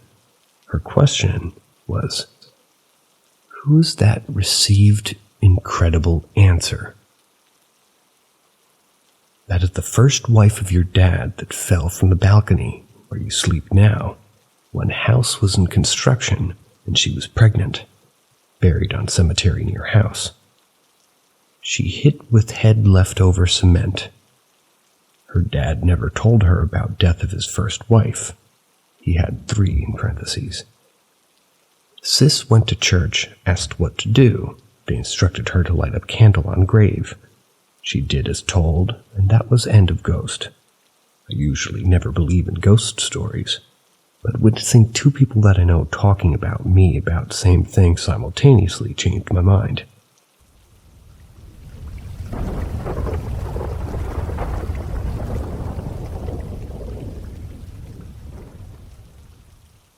Scent of souls. What causes the distinct sense in patients as they approach the end of life? In the intensive care unit, they dubbed me a witch, a label that's stuck since my days working in the ambulance. What began as a heavy intuition transformed into something more profound when I stepped into the department and sensed the unmistakable odors of death. Each person carried a unique scent of death, from the pleasant aroma of freshly cut grass or wildflowers to the repulsive, earthly, rotten stench. During every shift upon entering the department, the smell guided me to a specific patient, and the time of death seemed to materialize in my mind. Understandably, many colleagues distanced themselves from me. Imagine being told, "Get ready, this person's going to pass away at 5 a.m. That's the way it unfolded. The strangest part, though, is that a person without a fixed residence, commonly referred to as homeless, could emanate the fragrance of lily flowers. On the other hand, someone who appeared well-groomed might exude the unpleasant odors of rotten potatoes or public toilet. For instances where we managed to extend a person's life temporarily and they could communicate, I discovered that the homeless person with the floral scent was often a wonderful spiritual individual. Meanwhile, those emitting the stench of decay turned out to be unpleasant and harmful. How could I explain this mysterious connection between scent and character?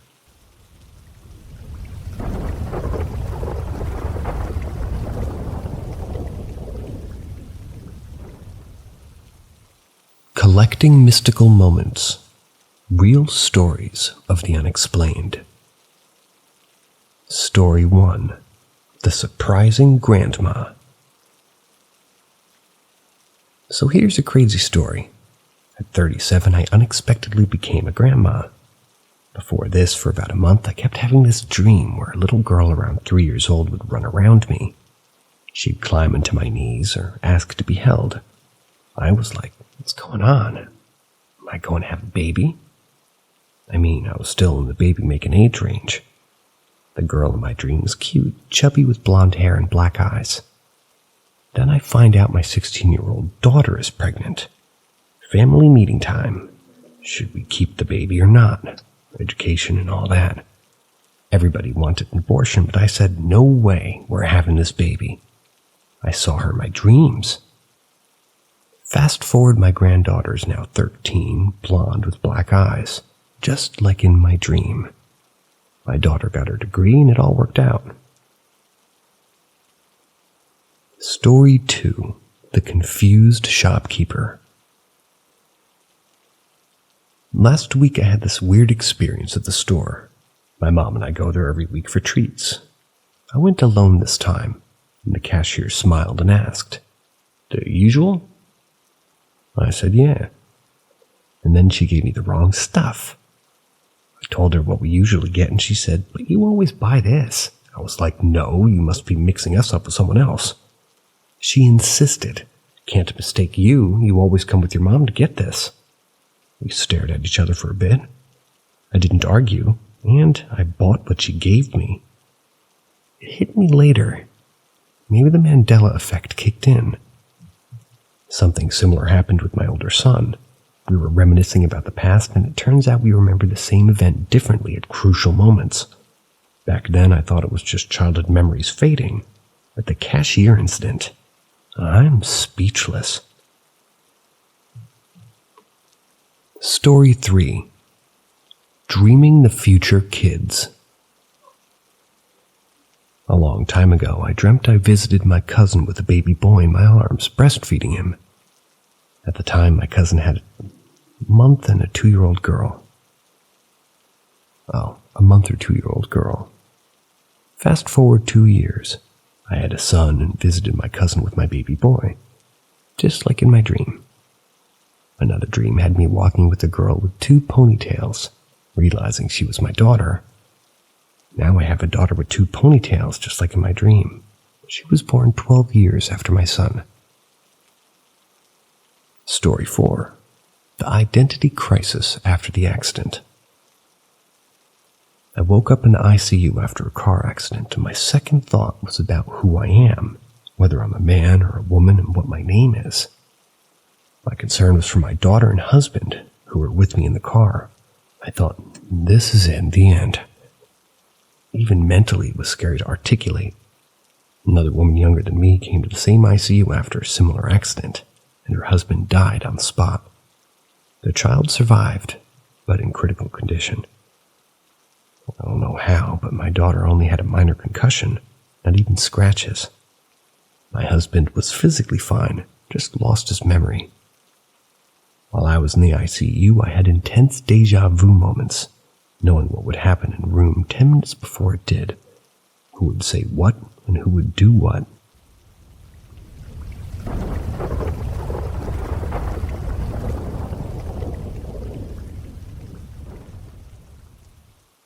Paranormal activity. Advice for haunted room. I recently moved into a new room. Things have been unexpectedly moving and strange knocking on my door. I live in the barracks, so at first I thought it was my buddies. Eventually I approached my buddies and told them to stop knocking on my door at midnight so I can sleep. They assured me they weren't knocking, but I didn't believe them. A week ago, while I was asleep in the middle of the night, I heard my tough box lids being thrown on the floor. I woke up in a panic due to the loud noise. Turned on my lamp, saw 2 lids scattered on my floor. My first instinct was that they had slid off, but upon further thought, there was no way they could have slid across 2 other sides of the room. I started telling my friends that I think my room is haunted. They just laughed like usual. I began asking other people about my room, and one individual told me stories about the previous occupant, complaining about furniture being moved around and knocking on the walls and items being thrown. This information started freaking me out even more. Despite my fears, I continued to sleep in the room until the weekend. On Saturday, I left to stay over at my girlfriend's house. When I returned the next day, my room was a mess. A coffee cup was thrown on the ground, Tide Pods were scattered on the floor, and my tough box lids were once again thrown on the floor. I immediately called my friends, and we all went inside. After 10 minutes, we heard knocking on the wall. At this point, I got mad and cursed and taunted whatever was causing this disturbance. A few minutes later, it threw my pre-workout on the ground, knocked 5 times on that wall. That's when me and my other 4 friends ran out of my room. I then decided to sleep in my buddy's room. Fast forward to today. Haven't been to my room in the last 3 days because we were out in the field. When I entered my room, I found my tough box lids thrown on the floor again. Both of my chairs had been moved, with one facing my bed. My coffee cup was laid on my bed. My pictures of me and my friends were moved to the top of my trash can, and a rock was placed in the center of the chair facing my bed. To add to the strangeness, the wall it knocks on is now cracked. I'm at a loss for what to do in this situation.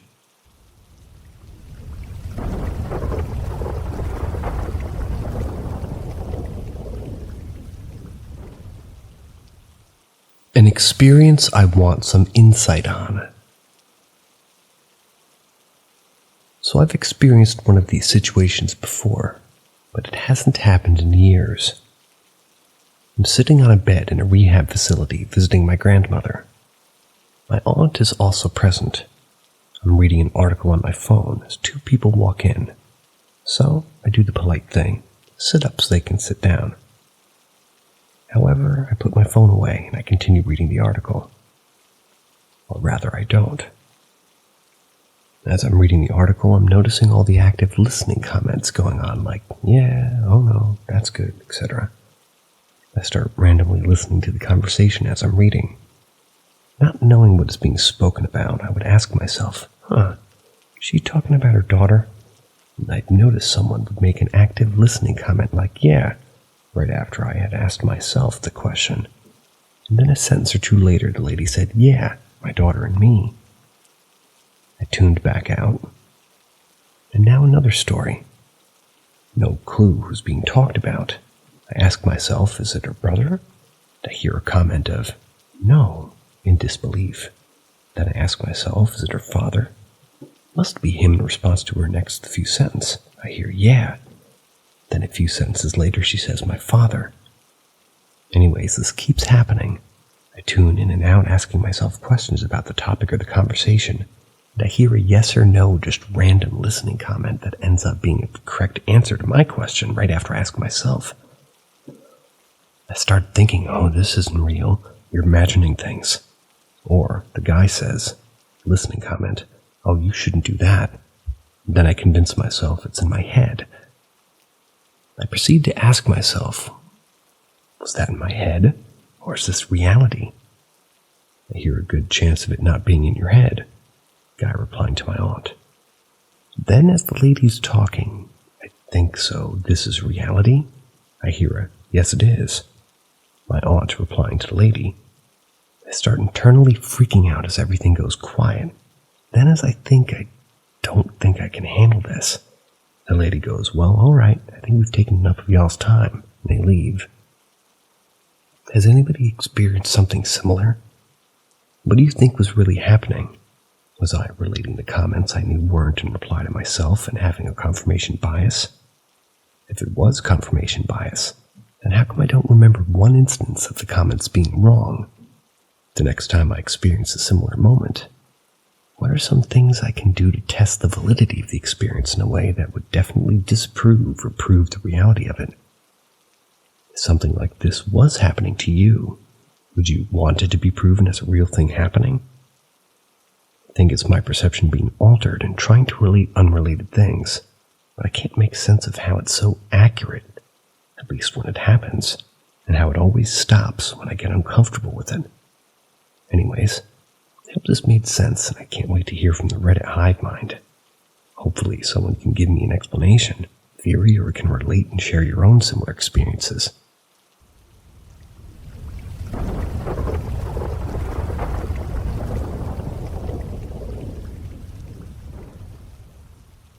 I hear my boyfriend's voice walking up the stairs, but he wasn't home. My boyfriend said I could post this here to get it off my chest. See if y'all can help me figure out what happened. So a couple of years ago, my boyfriend and I downloaded Life 360 so we could know the exact location of each other's in case we needed to call the police to each other's locations. I had a rough living situation. I moved in with my boyfriend and his mom right after I turned 18 to their apartment they lived in since my boyfriend was a kid. Well, about 2 months into me living there, my boyfriend's mom was taking him to work. I got a notification that he left. Well, since I would be home alone for an hour, I would run myself a bubble bath to relax. A little bit after, I heard my boyfriend's footsteps coming up the stairs. He was the only one out of the three of us to wear heavy boots, so his footsteps were very distinct. Then I hear his voice call out to me, while still walking up the steps. "Baby, I'm home." I was really confused because he had just left. There was no way he could be home already. Picked up my phone to see if he had texted me. Maybe work was called off. But as I unlocked my phone, I got a notification that he had just pulled into work. I started freaking out and slowly getting out of the tub, wrap a towel around me, trying to listen out for whoever must have broken in. The footsteps start again, and my boyfriend's voice calls out again, "Baby." The footsteps come right to the bathroom door and stop. I stand there for God knows how long until I just rip the door open expecting the worst. The hallway was empty. Checked all 3 rooms upstairs. They were empty too. Checked downstairs, but no one was there and all the doors and windows were locked. We moved out a couple of months later, and whatever mimicked my boyfriend's voice and footsteps followed us to our new place and mimicked my voice to my boyfriend.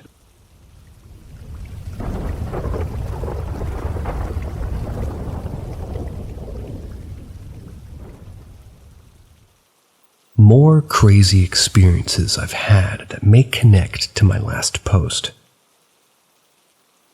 I've got a few more stories to tell. My boyfriend and I moved out of the apartment and into a trailer, and everything was quiet for a while, which we were extremely thankful for. After some time passed, we started seeing a tall, inky black shadow figure that was so too tall to stand upright completely. We would see a black mass shoot out of our bathroom door that was about a foot away from our bedroom, and it would disappear into the wall across the hall. We would hear weird whisperings that we couldn't explain.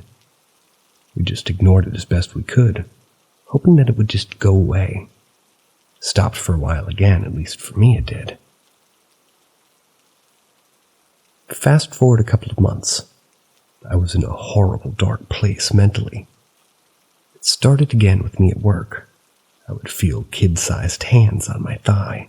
I would hear a young kid's voice calling my name and asking where I was all throughout my shift.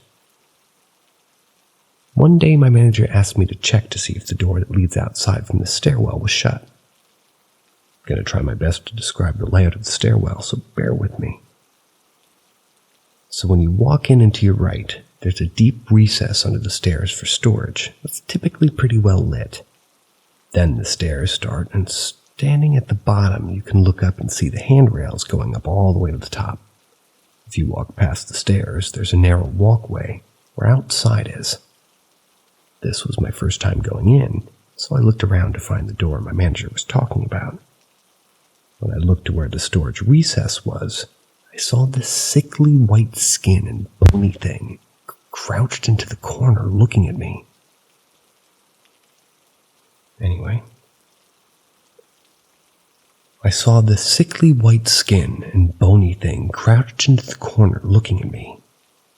It had these long bony fingers and hands that looked almost as if it were its feet.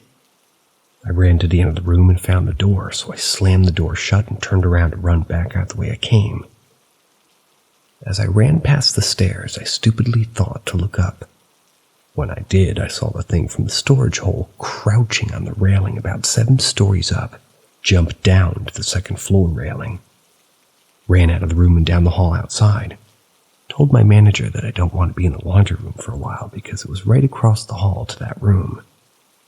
I did have to go in there again a couple days later, but there was so much more light in there than the last time. But when I asked my coworkers that use those stairs often, they said it's always super bright in there. I was telling my boyfriend about it a few days later, but he cut me off before I could describe the thing I saw, and said he's been seeing the same thing that I saw at our trailer watching him from behind corners of walls. We decided to ignore it the best we could, stopped with him, but it got worse with me. I won't go into that now. So I may post the other experiences that made my boyfriend and I leave our place for a few hours because it got so bad.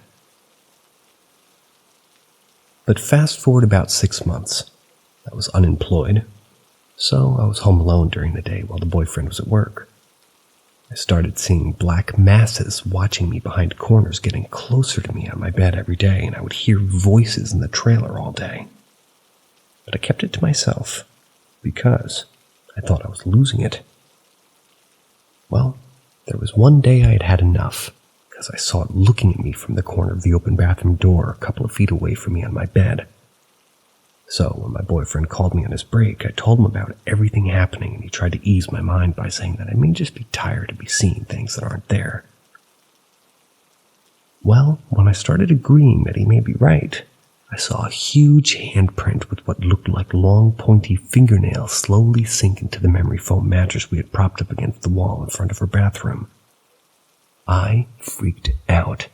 This thing was trapped me in my bedroom. The only way out was through a window that won't open or go through where that thing just showed me its hand was. I said goodbye to my boyfriend, grabbed my shoes, and ran through where the thing just was. Booked it outside and stayed outside for hours until my boyfriend came home.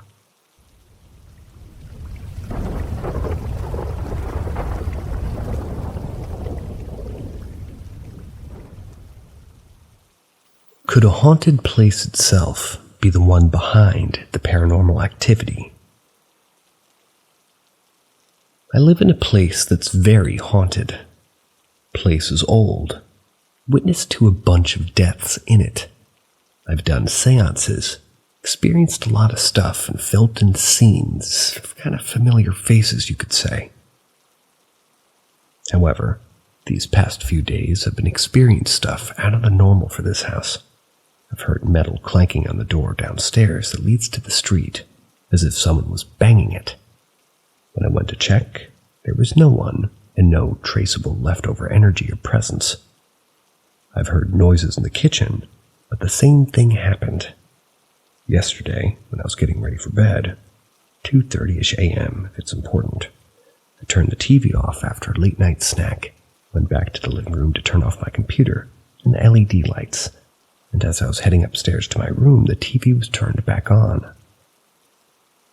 My aunt, who lives with me and gets up for work at this time, was already working in the bakery downstairs, so it wasn't her. Today, every time I went in the kitchen, I left the light on since we don't like having all the lights off at nighttime, and every time I went back for water or anything, the light was off. I purposely remembered leaving it on the last time so I wouldn't think, did I turn that off on accident? And when my aunt woke up and went to have breakfast, it was off again. My headset was also turned off a few times on its own. So I have my LED lights, but I haven't felt or seen anything or anything close. Could this be the house itself?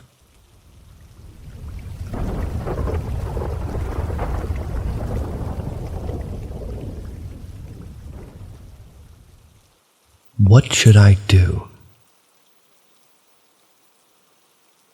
I feel like there's a powerful entity in my home attacking me. When the house I live in went up for sale over 8 years ago, we were informed that the previous owner had died in the medical room in his home, which is now my bedroom, and his wife died 14 hours later in our bathroom. They were both older people and their family had already prepared, and the house was sold a month after their death. A year after we moved into the house, shit started to go down. My grandfather had passed away, my friend had passed away, my dog had passed away, and my uncle passes away on or near our home. Now, I didn't really see the coronation of the deaths until I had my first contact with the dead. In 2018, when I was 10, I saw a light flickering, and I asked into the air, "If anyone or anything is present, make yourself known." And one light bulb exploded from the fixture. As a 10-year-old girl, I was petrified and screamed out in fear, but my mom blamed it on cheap quality, and I was being dramatic, so I kind of forgot about it and tried to be normal. Then I went into my edgy tween years. When I was 12, I went online to use a Ouija board, and I never said goodbye, so I believe I kind of spenned a door. That's when my life continued to spiral. But this time the spiral was quicker. It felt like every week something bad happens. So I looked into witchcraft stuff, and I saged my room down, and the torture stopped until recently. This past month I've been seeing shadow people, but they were 3D. My life has spiraled down again.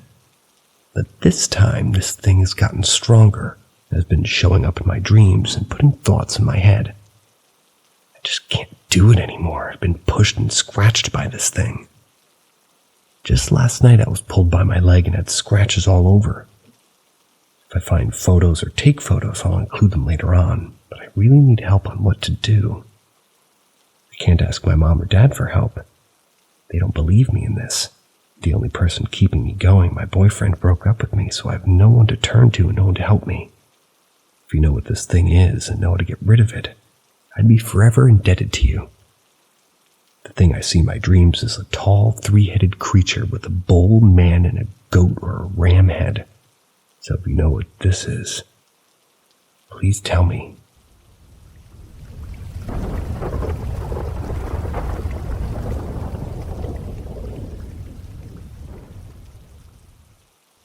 A scary memory, actually traumatizing for me. I was about 6 years old, and my sister was about 7, living with my grandparents in Winter Park, Florida. It was around midnight, maybe early morning, but still dark enough to where your eyes had to adjust to your surroundings. My grandfather built a dog pen, what extended across the backyard with the opening contained by a fenced door. It opened up on the far end on the left side of the dog pen.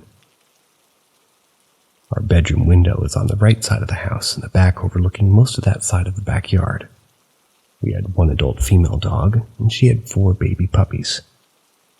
At night, that's where they slept, also containing 2 dog houses my grandfather built for them. So one night the dogs were barking constantly. Usually that doesn't happen unless a small animal's out there and they can't get to it. But this night, I decided to look out for some stupid reason. I wanted to see what was going on. I guess my intuition told me these weren't normal barks. I peeked out my window to the right, nothing, then to the left. I can see what looks like a man, very charred or burned, because I can see his silhouette, but not his physique. And it looked like he was sitting in a red wagon. I know, sounds crazy. And he was opening the door to the dog pen, but it's as if he stopped soon as I peeked out of the window, like he sensed me. Getting goosebumps and shivers just typing this because I barely ever talk about this experience. I closed my window because I got spooked. I don't know how or why I got the courage to peek out again, but I did, and immediately looked to where I saw the man. But he wasn't there. I scanned the dog pen, and when my eyes got closer to the right side of it, the thing was right there by my window, so close to my window but still had no facial features, because he looked burned or charred. I couldn't do anything but stare, and his eyes were so red and he was frickin' smiling at me with white sharp teeth. I stared, couldn't blink for what seemed like 2 minutes. Of course, the scarier things are to us, the slower time gets. I snapped out of it, though. Woke my sister up to look out there with me, but it was gone. Next morning, one of the puppies were dead. His head was there, and the skin of his body was there, but his organs and his bones were gone. It was like someone carved everything out of him and just left his head and skin. My grandfather saw it, said it was a snake. Of course, I didn't believe that. What other explanation could it be other than an animal doing this? We buried him and cried. Suppressed that memory for 2 years and never looked out the window at night until I was about 22 years old, now 30. Pray to God I never see that thing again, but sometimes I can't help but feel it's there somewhere. I don't know, this is just my story. I made this account hoping to get some answers, or something. I can't be the only one.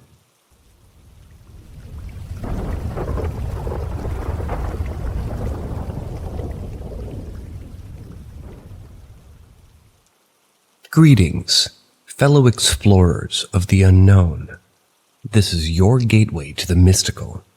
Subscribe, drop a comment, and hit that notification bell to stay tuned for our latest mind-bending tales. Brace yourselves for a journey that is Paranormal M. The Owl Hole. I spend a large portion of my time in the forest, and being from a small town in the mountains, with nothing else ever going on, I pretty much always have. I would hike up to 20 miles some days, being able to just walk down the road to the edge of town and into the woods, where sometimes I'd even hang out well into the night before returning. A cold spring evening in 2020 was one of those nights. I still think of it often.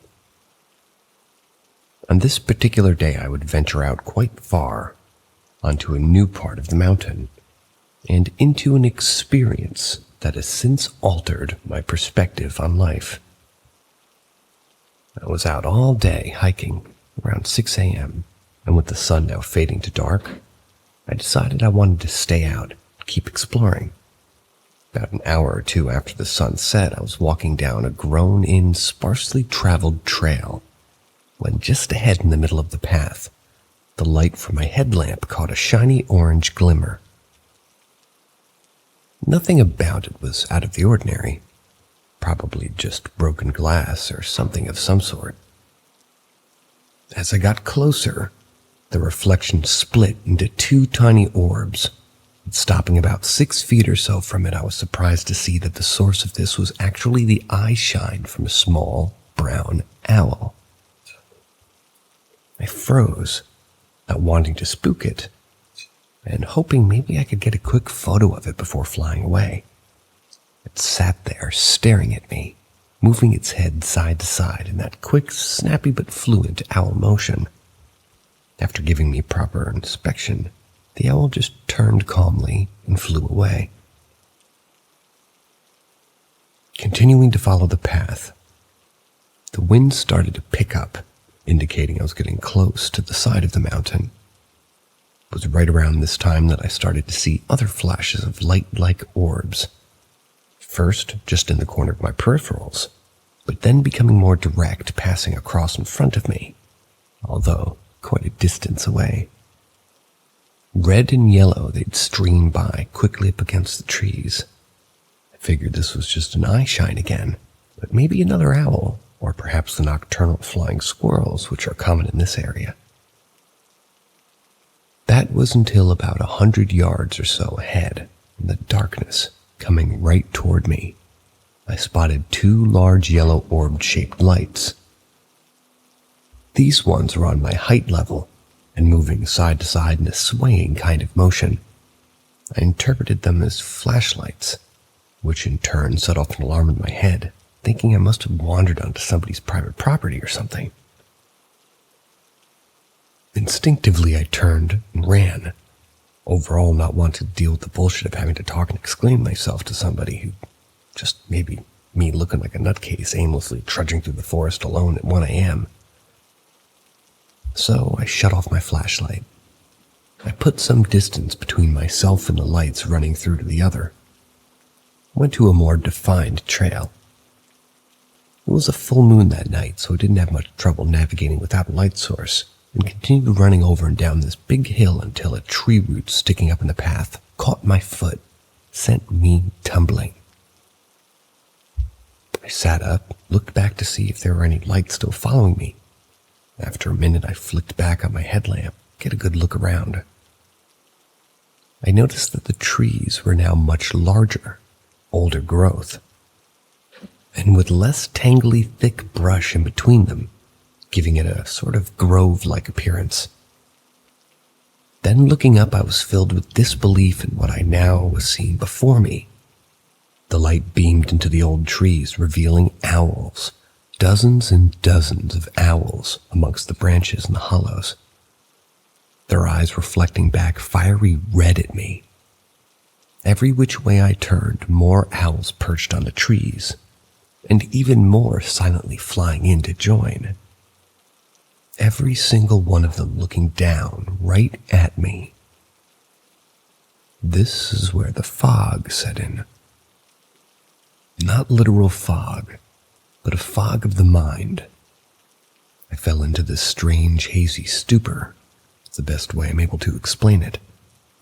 The last thing I can clearly remember is standing there surrounded by an ever-increasing amount of owls, and feeling this strengthening sense of dread overtake me.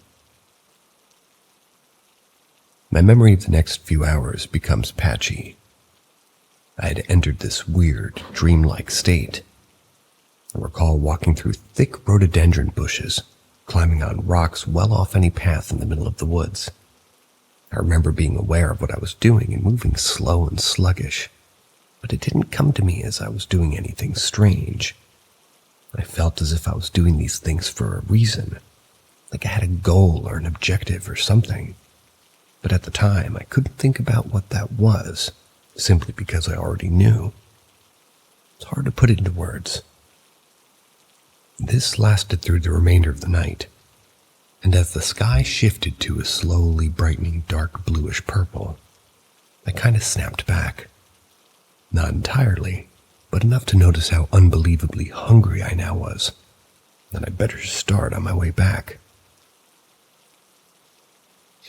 However, any of the strange things that had just occurred causing me to lose several hours cosplaying as Bigfoot wasn't a concern that crossed my mind. I had no idea where I was, With the sunrise, I was able to point myself in the direction knowing I had been traveling east, so walked westward until coming across a path. Some point on in the long walk home, I could feel myself slipping back into that foggy, autopilot-like state again, when the tree branches and bushes appeared to now be bent into shapes resembling owls. Following the old railroad bed, which stretched miles for a decent portion of the way home, I'd randomly walk off into the woods through thorns and overfallen trees. I was walking through a thick marsh or bog where streams of water coming down from the mountainside divided. They cut through the patches of moss, making little islands you'd have to hop across and over the water. I stopped when I noticed, above me, higher on the embankment, someone was there, watching me. The tall man standing at the top near the railroad tracks was glaring down right at me. He was dressed in an older style of clothing, turn of the century, I'd say. Long, ratty brown overcoat, large bowler cap. Cast a shadow over the face, left no details I could make out.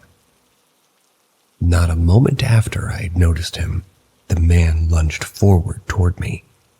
He was sprinting full speed, completely unaffected by all the thick thorn bushes, huge tree trunks, and deep trenches of water that were between us. He was doing that as if there weren't even there. I could feel the ground shaking to the heavy thumping rhythm of his feet slamming the ground violently, carrying him closer and closer. I stood there watching. I felt absolutely nothing. I was completely numb to it, and I didn't care at all. No fear nor excitement, nothing. I could see the holes in his brown overcoat and its tattered tail of it flowing behind him.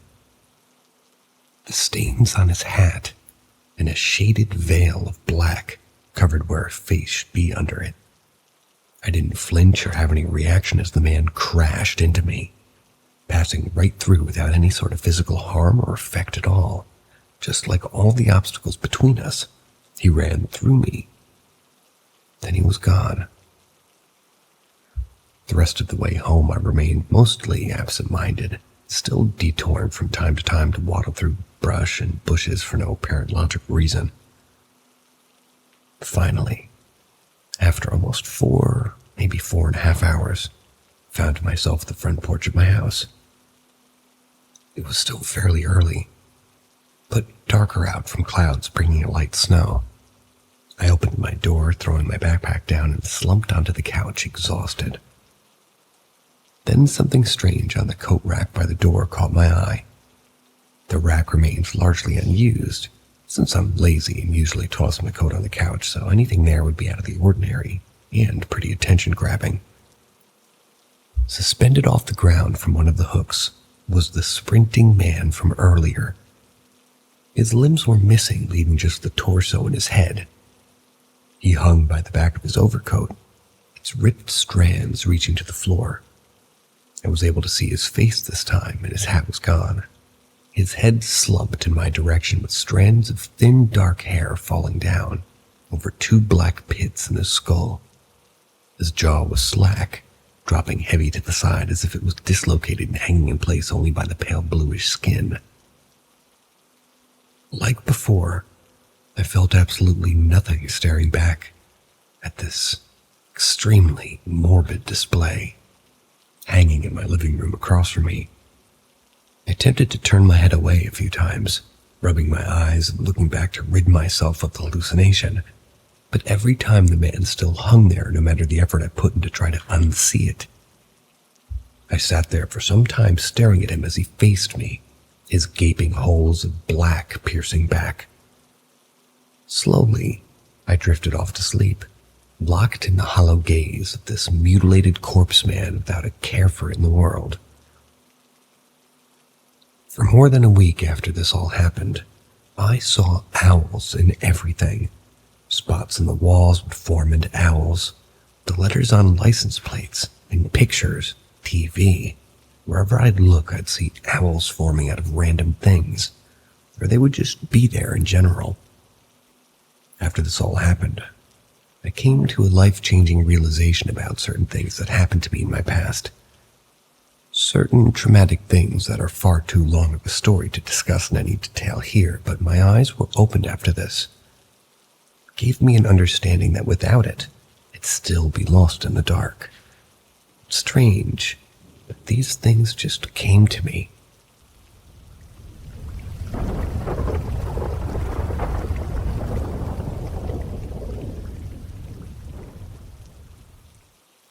Ghost prank, sorta.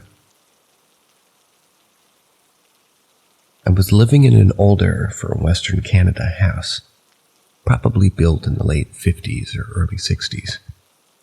I had a couple of roommates. My room was just off the kitchen and had 2 doors, one on the south wall, connected to the kitchen, one on the south end of the east wall, connected to the back hall.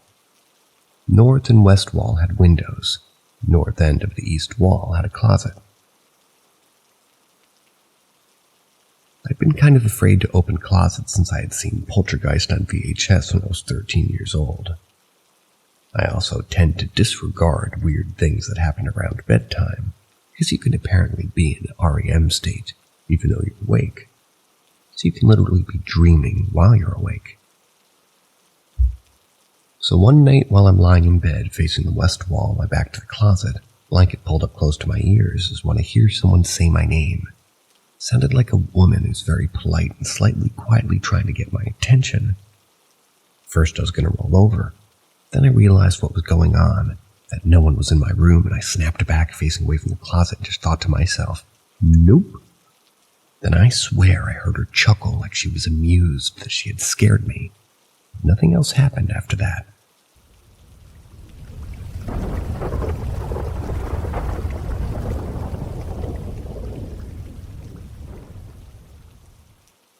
What did I see in the desert on the shores of the Persian Gulf?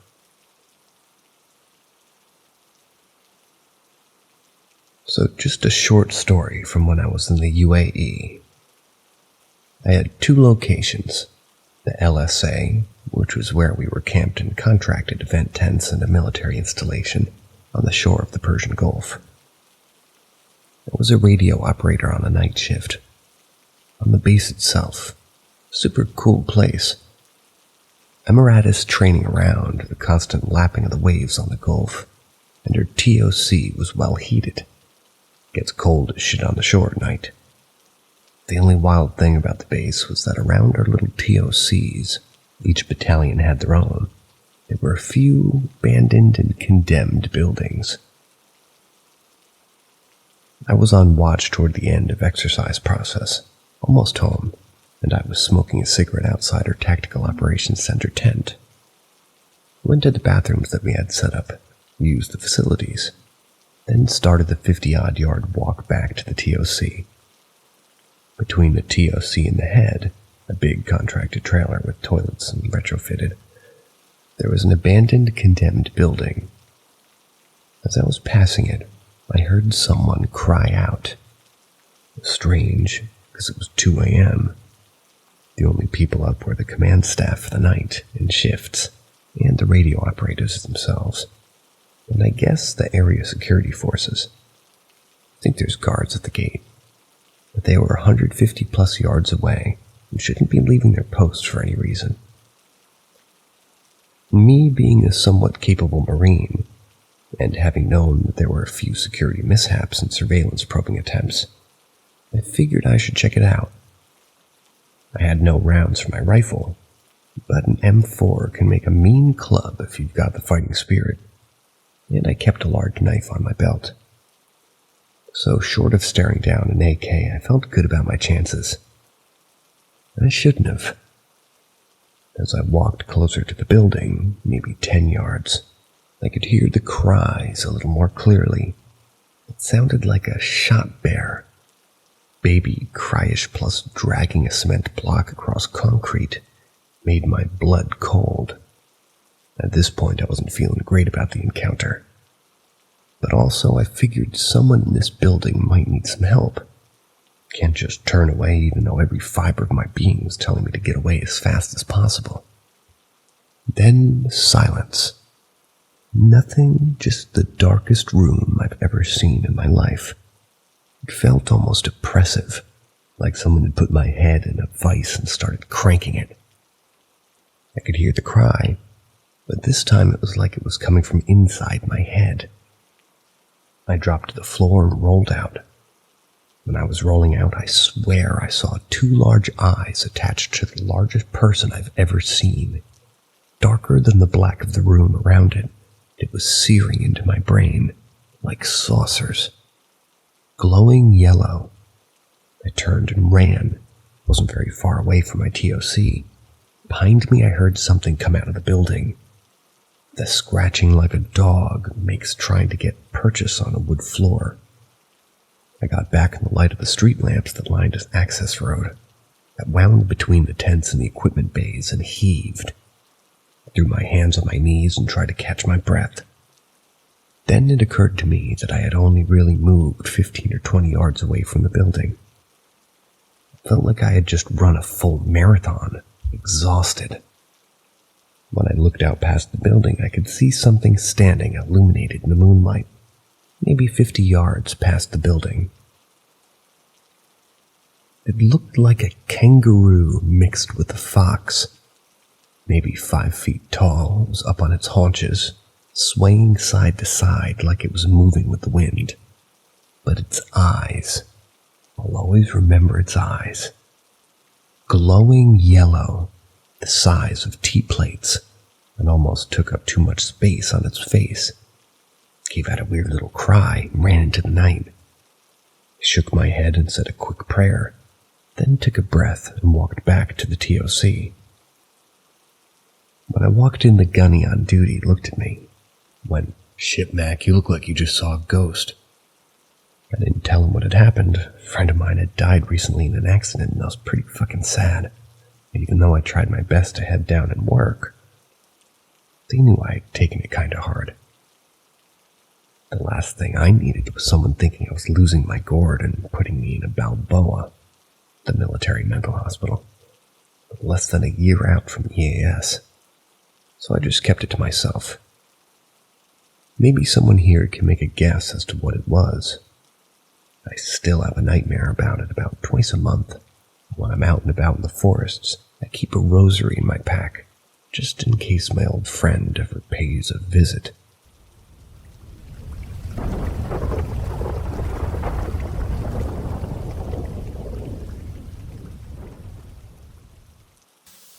There's something in my backyard. My family's been renting out a house since I was around 6 or 7. We know that it's haunted as it sits on some old farmland that's burned to the ground, taking the farmer's daughter and I believe son. I don't have much communication with the son, but he's about 4 and sits in our bathtub. The daughter, however, is very active. Her name is Elizabeth and she's around 15. Me and my mother believe she is the watcher of the house as she's very, very protective of certain things. There's a lot of other spirits as well. There's a little poltergeist boy, around 7 or 8, who likes to follow me around. He likes to sing at night and he has thrown toys at me before. He's called Gabriel. However, this isn't about them. Recently we got a pet dog. We don't have a doggy door or anything, so whenever she needs to go pee or something, we have to unlock the door and wait for her to be done. Now this wasn't a problem for a while. I'd take her out in the day, normally my dad or mom at night. However, I've been staying up late with assignments these last few weeks, and have had to take out the dog to pee late at night. I should also mention that there was supposedly witch burnings on the land on house, where the house sits on. I don't know how true this is though, as it's just something Elizabeth would kind of whisper to me from time to time. Anyway, as I said, I've been letting the dog out late at night, and every time I can feel something watching me. Now, as I live with many spirits, I brushed it off as Gabe or Lizzie following me and watching me as they both really like my cat, so I just assumed they like the dog as well. But recently I've been waking up with this sort of morning sadness and dread. Now I have no one to mourn. I've never had anyone to mourn, so I don't know where this sadness is coming from. As well as I don't feel dread often. Normally it's when something bad is coming my way, and even then it's rare for me to feel dread. Last night I woke up at 3 a.m, practically bawling my eyes out. My dad had gone downstairs for something to drink, and as I knew he was awake, I went downstairs to talk to him. He goes and sits on the couch and turns the TV on. I make some tea, and as I'm doing so, I could feel whatever had been watching me when I had been letting the dog out again. But this time, I knew it wasn't Gabe or Lizzie, and no one else really goes into the kitchen. Couldn't see Gabe anywhere, and I knew that Lizzie was watching over the new kitten that we had. Seen her standing near the bed, so I just brushed it off as nerves because how I'd woken up. Until I saw it. Our back door has a frosted window, and I swear on my life there was this inhumanly tall, stick-like shadow figure that was standing on the other side, staring, blankly staring. I rush out, tell my dad. He watches me panic and break down. Didn't sleep for the rest of that night. I had been trying to talk to Lizzie or any kind of the spirits, but they keep ignoring me, and it's not like they've just disappeared, because I've seen them all walk into my room. They would walk in with these sad, long faces and stare at me while shaking their heads. Not even Gabriel, who's always by my side, talked to me. Had to let the dogs out a little while ago. Didn't. I refused to open the door. My mother yelled at me and said I was overthinking. Yet I know deep down she's just trying to brush it off as being a displaced spirit. We get those often. Yet it doesn't really explain anything, like at all.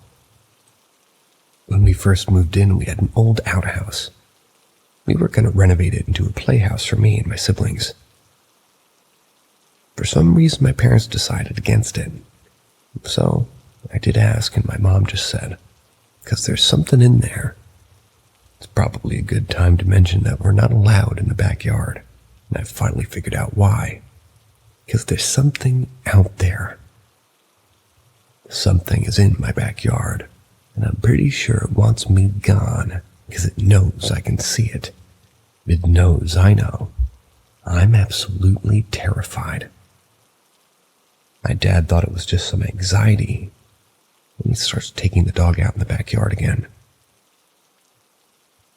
A few minutes ago, me and my sister went downstairs to get a drink. My dad asked if we'd let the dog out. I told him I'd rather let her out the front. He told me to get over it. Just let her out the back. My sister said we'd be fine, as nothing had happened to us, so I let the dog out. As I did, I told it that it wasn't welcome to touch me, Alice, or Luna, that it wasn't to enter the house, and to leave us be. As I'm doing so, both me and Alice hear scratching on the kitchen window. Now the window is kind of too high for a dog to reach. Because of her paws, it would sound a lot different than, well, that. So we both started freaking out. Calmed down quite quickly, trying to remind myself that all it can do is scare me. Alice is making a cross with her fingers and reciting Bible passages, which I guess it didn't like, because it went to go get my phone, I went to go get my phone. I left the kitchen for a minute, and as I entered the kitchen, Alice asks me, "Did you hear that?" I ask her what she's on about, and she tells me I just heard 2 knocks on the window. I get the dog back in, and I repeat what I had said the first time. We tell my dad, and he just tells us to be quiet and go to bed. So we both go back upstairs. Me and Alice talk about it, and she tells me, even when I've let Luna out after sun goes down, nothing happens. That's the first time I've heard any kind of sound. Which makes me think whatever this is doesn't like me, or can't do anything without my energy, as physics and mediums tend to give off more energy than your average Joe. I'm planning to go down to the little witchcraft shop at some point this week for sage and some obsidian. I'm planning to sage out by the door and place obsidian by the door, both outside and inside.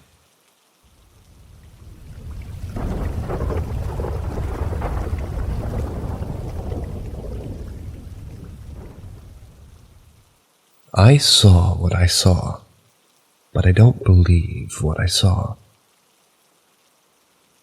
I'm almost 60 years old, and I'm a wildlife and landscape photographer from East Tennessee. I'm from Townsend, which is located in the Smoky Mountains. I no longer live at the location where this happened, but I'm still close by.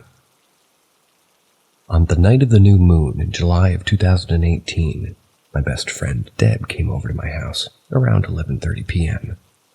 We were going to go up to the hill from my house to an empty rental cabin to take pictures of the Milky Way. We were going to take pictures of it over the Rich Mountain. I know it was the night of the new moon because that's the best night of the month for night sky photography, since the moon won't wash out the light from the stars. If you stood on my road where you turn into my driveway, it actually looks like you're turning into the driveway of the rental cabin, because we shared that driveway. You pull into the rental and curve left down our long gravel driveway to the mobile home that we lived in before we moved into our house where we are now. Straight across the street from the rental cabin is what locals have always called the shale pit. It's just an empty lot, about an acre or two big. There's a family from Townsend who owns it. They use it to dig up shale for new driveways of houses. That was their business. They build driveways. But their part was just to dig it and lay down the shale. They also let the national park bring trees there to use the space to burn them after they recollected them. When we'd have some bad storms and strong winds or heavy snow, that would sometimes happen. There wasn't a house there or any other form of structure, just a big lot with a couple of backhoes for digging. They did put a small mobile home on the lot for the owner's grandson, but that didn't happen until 2020 during the pandemic. Okay, here it goes. Deb and I had taken her car up the driveway to the rental cabin. We parked right in front of her car. It was parallel to the road. The road was about 10 yards from the car, and the entrance to the shale pit was across the one-lane road that we lived on. So about 10 more yards. That means 20 yards total from the car to the entrance of the shale pit. We sat our tripods up, and we had each taken a couple shots of the night sky when I heard what sounded like tires on gravel somewhere down at the river. You have to cross a bridge over the river to get to my old house, and all houses on that road, shale pit included, of course. I said out loud to her, "Someone's down at the river." Can't remember if she heard it. Just a few seconds later, we heard a loud truck that sounded like it was crossing the bridge and staring up the road. It might be a quarter-mile from the bridge to my driveway, probably less. I could hear that the truck was going really slow, and it sounded like it was really old and barely running. As it got closer, I asked Deb if she locked her car, since we were on the backside of the cabin and couldn't see it from there. She said she hadn't. Deb had thousands of dollars worth of camera gear, and she had a lot of it with her that night. Without speaking, we both took our cameras off our tripods, carried them and the tripods back to her car to lock it. I don't remember why we brought it all with us, but I think we both just had a weird feeling about that truck. I know I definitely did. I don't even know what to say other than it sounded like it was creeping around the area, because it was going so slow. I could have walked as fast as that truck was going. When we got back to our car, we sat our stuff in the back seat as the truck got to where it was. It was even with the cabin and us. It was a dark-colored truck, and it looked like it could have maybe been like a Chevy S10, made in the 70s or 80s. We couldn't see who was driving or how many people were in it. The truck stopped, turned into the driveway to the cabin, which means it was also turning into my driveway. It only got 2 wheels onto the property when it stopped and backed up across the street into the entrance of the shale pit. Its lights were shining directly into our eyes. It just sat there with its loud, sad motor running.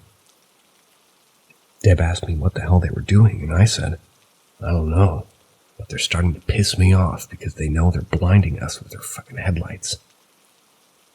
I waited about 10 more seconds before I reached into my pocket and pulled out a Maglite flashlight and turned the dial around the bulb to high beam. I then turned it on and pointed it right at the truck. I had intended on shining my obnoxiously bright flashlight at them until they turned their headlights off or drove away. Well, they did turn their headlights off, and in turn, I turned my flashlight off. That didn't turn the motor off, though. This was creepy, and my stomach kind of churned because I thought I'd pissed them off, and we were up at this empty rental cabin after midnight, and my husband was all the way back down at the mountain house. The truck stayed there for about another half a minute, and then it finally turned its motor off. And it was gone. Yeah, I swear upon everything I've ever loved, that truck, that just wasn't there anymore. We didn't see it fade away, it didn't turn off the light switch or television. It just wasn't there anymore. Then Deb and I both did something totally out of character for two old ladies. We ran to where the truck had been sitting. Couldn't say a word, but, well, Deb yelled over, "What the fuck did I just see?" I told her to stop screaming so I could call Jack, my husband. I was hysterical and told him to get up the hill as fast as he could. He also drove up instead of walking. He was there in no more than 2 minutes. I told him a very short version of what happened. He went across the street to the shale pit, pulled in as far as he could. It's all just dirt and rock. There aren't even trees there, since they dug in the area. The only trees are the ones the park brings there to burn. There weren't any of those at this time. He came back across the street and said there's nobody, nothing over there, except the two backhoes.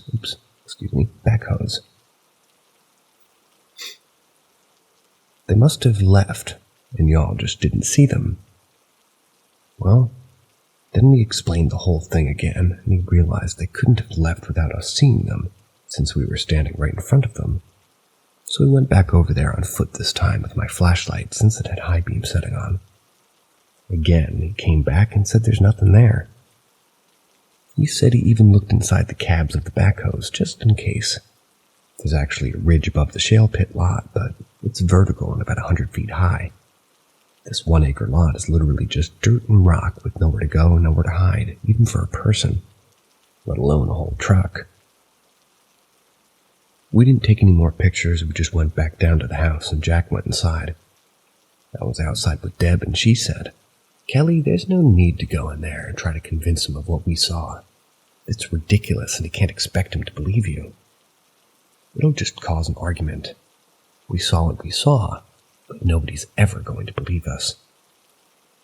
And now we don't even believe us. We talk about it sometimes and laugh about it, but it's not really at all funny.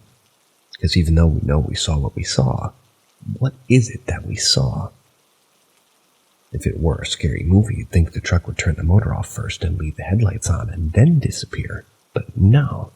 Turned off its lights and we could very clearly see the truck sitting just yards from us. The motor goes off when it was like I blinked and it was gone. Maybe even less than a blink. How can an inanimate object be a ghost? Not sure I even believe in ghosts at all, but I saw that truck disappear. And as I type those words, I full-on understand how ridiculous and stupid it sounds, but it happened. But I don't even believe it. It's a weird place to be in, and Deb is in that exact same place. I believe in God, so I guess that means I believe in the supernatural, since God is supernatural. But I don't believe in disappearing trucks. But I saw one disappear. Can you understand what I'm saying? I don't believe what I saw, but I saw it.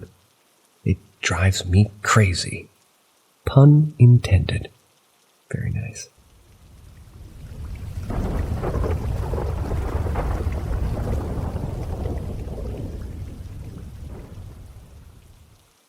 A nautical ghost story from my sailor uncle. I was just talking to my uncle, who's a retired sailor. He told me a story that I felt was perfect for this subreddit. My uncle used to work on board the Great Lakes freighter, the SS Arthur M. Anderson, and would haul iron ore and limestone across the Great Lakes. One day at around 7 p.m. in November 2007, They were crossing Lake Superior on their way to Cleveland, Ohio. That's when they started receiving distress calls on the radio from an unknown vessel claiming to be the SS Edmund Fitzgerald. The SS Edmund Fitzgerald famously sank in 1975, taking all 29 crewmen with it. Well, he said at first they all thought it was some kind of distasteful prank. That was until they checked the radar, found that there were no other ships around for at least 70 nautical miles, and the range on the radios are only 60 nautical miles. He said that the voice they heard from the radio described a heavy storm and high winds, that they were having a hard time holding their own. My uncle said you could hear true fear in the man's voice from over the radio. But the thing was, there was no storm at all. In fact, the water was calm, the night was clear. At around 8 p.m., my uncle described this distress call on the radio when it came to an abrupt stop, leaving the whole room in a terrifying silence, and the radio stayed quiet for the rest of the night. Nobody was able to sleep that night, haunted by what they had witnessed.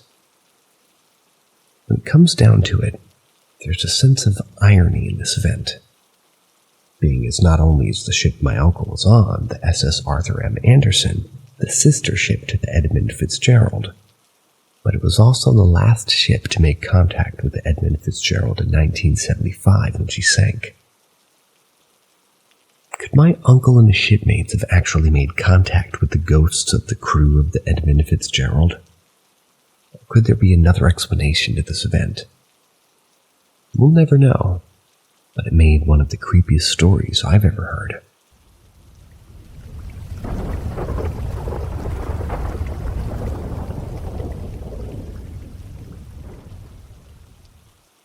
Edited out some details for Reddit, of course, but this one comes straight from the childhood. Feel free to ask questions. Also, yes, the real Ed and Lorraine Warren actually visited. So years ago, my dad owned a hotel in England. It's a family from Scotland. The hotel was a creepy-ass place, and the shit I could write a book of these stories. I was very young, can't even imagine the shit my dad and his partner would remember. As a result of this stuff, the hotel as well as my dad ended up on a TV on a show. The episode he was on was part of a section called A House Possessed. He was part of that section because their residence at the time was part of the hotel. This whole thing, the real Ed and Lorraine Warren visited. As you can imagine, the episode was seriously exaggerated for TV, in the sense that no one really had spirits, talking through them. The exorcism took days rather than just one night for dramatic effect, and it sure as shit didn't get resolved as quick as the TV show said it did. Poltergeist activity. The first thing I'll talk about is the poltergeist activity. No one ever got properly hurt, but we did regularly have things thrown at us. There were times where you'd be sitting on the couch and it would feel as if someone walked past the back, kicked it as hard as they could. It was against a wall. The curtains would pull open and shut through the day. These are just the basics, though. More things happened. Saber, my dog, when I was like a toddler. German Shepherd, by the way. Saber was never harmed, but he was definitely afraid of whatever the hell was going on in the house. The biggest incident with Saber was when he went missing one night. All of the hotel bar regulars were out looking for him. All of my dad and his partner's friends were out looking. Even the local police were out looking. It was a tight community. My dad had gone to bed and his partner had stayed out all night looking for Saber. So my dad got up in the morning to prepare a room for a guest arriving that day. As he went in, he greeted Saber laying on the bed. This might seem like someone put him there without saying anything, but they would have had to get the keys to the room and the key box for my dad to put them back in his pocket without him realizing, as well as reset an alarm on the key box. Not to mention, actually getting the big German Shepherd to follow them when he knew he wasn't allowed in the corridor with the rooms. Apparitions. The one that always comes to my mind with this is the guy that me and my brother always used to see. This was to the point that we weren't even bothered by it anymore, and just assumed he lived there. We were both literally children. The less okay ones were the ones everybody would see through the night. There were stupid things like people going to order a drink or trying to get a room or weren't there, and in the same kind of time, they were the ones who would always appear in the corridor of the hotel room. Made one of the cleaners quit her job, because apparently it just stared at her one day. This one actually comes up in the TV episode, but a bit more dramatized than what actually happened. They have my dad and a script for some things, so you'll be sitting or laying on the bedside. Someone would be as if they would disappear until you properly looked at them. At night, they wouldn't always reappear straight away. It would take a few seconds. There would sometimes be a dark mist at night that would block your vision completely. This story is one that only me and my dad remember. There was a bowling green in the garden behind the hotel bar, and on this particular day it wasn't open for use, and I asked my dad why people were out playing if it was closed. By the time he looked out, there was nothing there. Later on, he was checking the bowling green, and there were obvious footprints and bowls, prints in the grass, as if a few people had been playing, as recently as 10 minutes before, perhaps. All access to the green was locked off. I think this one sticks with me because it's a vivid memory of me actually seeing multiples at one time. Random stories from the house and hotel. I used to go into the bathroom and my dad would hear me talking to someone. When I'd come out, he would ask me who I was talking to, and every time he'd ask without fail, I'd say, "The bathroom man." My brother had similar encounters. Whenever we were asked what he was, we would always look and say, "He's looking at the corner." My older sister's main issue was around the staircases. That was abnormal because we all had the same issues there. You know that feeling when you're walking up the stairs and it feels like you're being followed? Well, imagine that, but you could hear them walking and sometimes feel as though someone was trying to grab your legs but kept missing. Very often there would be a strange smell around the stairs too, but that was only there when you experienced the feeling of someone behind you, or if you walked past the top and saw someone standing at the bottom, either looking up the stairs or away from them. All in all, the hotel was creepy as shit. In the past, it was a courthouse, and the car park was the gallows.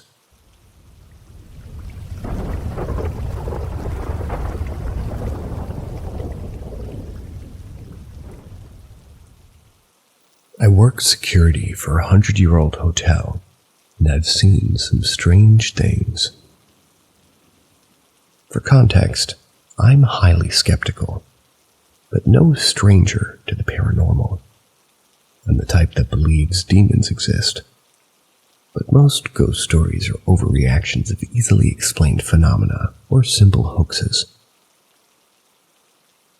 About 3 months ago, I started working security for a hotel that was built back in the 1920s by a major hotel chain that changed hands multiple times, and it's now owned by one of the biggest hotel chains around. I'm not saying which, so the company can't sue me. Nice. Now, from what I've been told, paranormal activity is not a common occurrence in the hotel.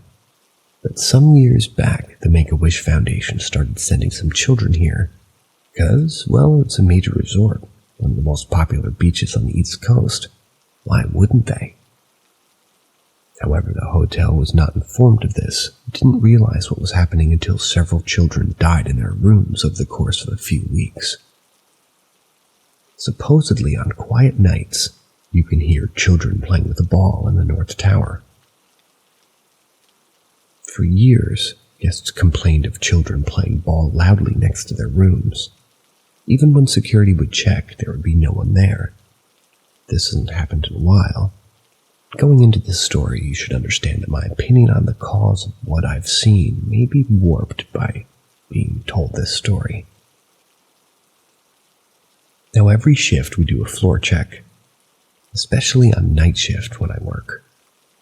First, I never noticed anything strange. Got a little creeped out by the quiet of the floors at night, but nothing supernatural. The hotel has 2 separate towers separated by a restaurant and shopping area that connects them. About a month into the job, and suddenly I started feeling like something was following me on my floor checks, especially in ST, which is the biggest and tallest where I understand most jumpers choose, because of all of the rooms facing the ocean have sliding glass doors with a short railing in front. You can put the rest together from there. Anyway, it got really bad in October. Maybe the spooky season had an effect on me, but this feeling of being watched and followed never went away. As the weeks had gone on, I started seeing distorted faces in windows as I passed by to the point I no longer looked at them. The floor pattern sometimes reflected on the glass, and the mind could easily make a face with the pattern. But some of these faces were up further on the glass where this wouldn't have really been possible. When I focus up there, sometimes I can almost hear whispers in the back of my mind, urging me to commit suicide, or lambasting me for the mistakes I've made, or even telling me insecurities I have about myself I've never told anyone about. In the last few weeks, some strange physical and auditory phenomena have occurred. Part of what we do on floor checks is close doors that we find open. Some of the doors lately have been more difficult to close. One in particular I had to use all my strength to slam shut. The ice machines on each floor sometimes make a banging noise while in operation, so I usually attribute any noise I hear from the vending area to that. But sometimes it almost has sounded like something was rummaging in the garbage cans. When I'd go to investigate, I'd hold my keys so they wouldn't jingle in case it was a person. And as soon as I do, the rummaging noise will stop. On a couple of occasions, I felt what I can only describe as hands touching me while closing curtain doors. Certain doors. Sometimes just a tickle, and other times a brush against the back of my hand. Even a feeling like someone on the other side of the door is pulling it in the opposite direction against me. I now dread the floor checks, especially after 3 a.m. I'm not trying to make this seem scarier than it is, but these things intensify the closer it gets to that hour. Whatever they aren't friendly, and I think they know I can sense them. They really don't like that I can sense them. Like some nights that watched and followed this feeling is more like a burning hatred directed toward my existence, like being stalked by an enemy or a predator. I'm pretty religious. Whenever these things happen, I always pray to God. When I do, it usually goes away, whatever it is. Scariest thing, though, was the last time it was that intense I heard something growl next to my ear. Never been hurt by them, so my assumption is they can't hurt anyone physically. But they try to communicate often and want their presence acknowledged. Almost as though that's where their power comes from. My grandmother told me once that demons truly have no power. They're only capable of whatever we believe them to be capable of. My mounting fear is feeding them whatever they like. My experiences could just be me seeing things or looking too much into something completely inexplainable. I don't know. This is just what I've seen and heard. Whatever it is that's haunting me at night, my coworkers don't know about it. Or at least they aren't telling anyone. I am bipolar, but medicated, and I've never had hallucinations. Maybe I'm just crazy and seeing things, but if that's the case, why am I not having any other signs of a manic episode or psychosis? Why am I only seeing things in that one part of the building?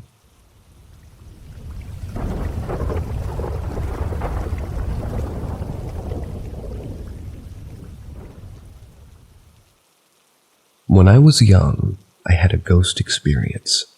This is my encounter.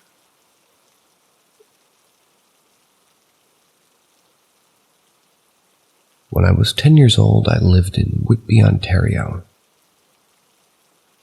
One night I was up late doing homework. I was never a strong student, so this was an often occurrence in my youth. Before I go on, I must say this is by far one of the strongest memories, and the family members involved also recall it. So I was in my kitchen with my mother, struggling to finish my homework, maybe around 9 to 10 p.m. Once I was finally done, I raced off to head upstairs to get ready for bed. The kitchen exited into the front foyer. Then at one end of the foyer was the stairs with French doors into the living room. The French doors were 90 degrees to the base of the stairs at the end of the foyer. So in order to go up the stairs, one must approach the living room doors, then turn right to go up the stairs. So I exit the kitchen, cross the foyer, and as I'm approaching the French doors to go upstairs, I see something on the other side of the French door. Standing maybe 2 feet in front of the French doors as something materializes on the other side, just like the stereotypical ghost. A small amount of gray foggy smoke formed into a transparentish gray boy. He appeared to be about my age, 10-ish, and about the same height. He was dressed in an older style clothing with overalls, almost like dress clothing one might wear to a formal event. He appeared at first with his head down and his body facing perpendicular to the doors.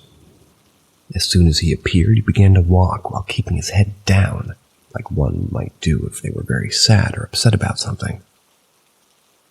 When he got to about my position, maybe 3 to 4 steps, he stopped, raised his head and looked me in the eyes. I was frozen with fear and couldn't bring myself to do anything other than watch.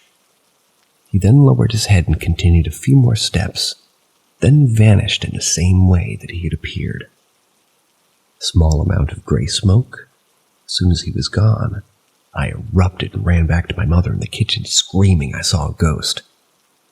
As an adult, 32 now, when I reflect on this event, I'm still unable to reconcile any conclusion.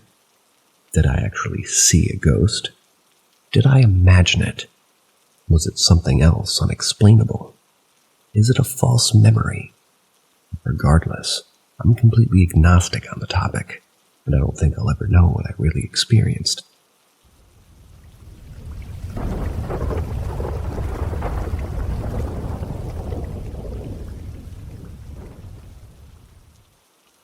My first paranormal experience happened when I was 6 years old. When I was 6 years old, my mom and I moved into a new apartment building. The first night there, I believe that I was psychically attacked by something. I didn't get any bad vibes at all when we were moving our belongings in that day. She had put my bed in my room against the farthest wall near the window, hung up a sheet as a temporary curtain. That night I fell asleep fine. I was never a kid that was afraid of new places, or the dark, or anything of that nature. After I fell asleep, I had a dream that I was lying in bed. Suddenly, the Barbie suitcase that was lying on the floor across the room began moving. The lid kept opening and closing slightly, like someone was using their hand to lift and lower it. Then the curtain that was covering the window fell. I felt a sharp, searing pain in my lower leg that was closest to the edge of the bed, like somebody had grabbed it from under the covers. I immediately woke up, and after I woke, I could still feel the pain in my leg. Then what I had dreamed began happening in reality. The Barbie suitcase began moving like it had in the dream. The sheet across the window fell. Before anything could grab my leg, I bolted out of the room, scared shitless. My mother's room was right next door to mine. I pounded on the door and kept looking back into my room, afraid that something was going to grab me. Seconds were feeling like hours, and she didn't answer right away, so I barged in as her boyfriend was about to take off his boxers. I told her what had happened, so she checked my room.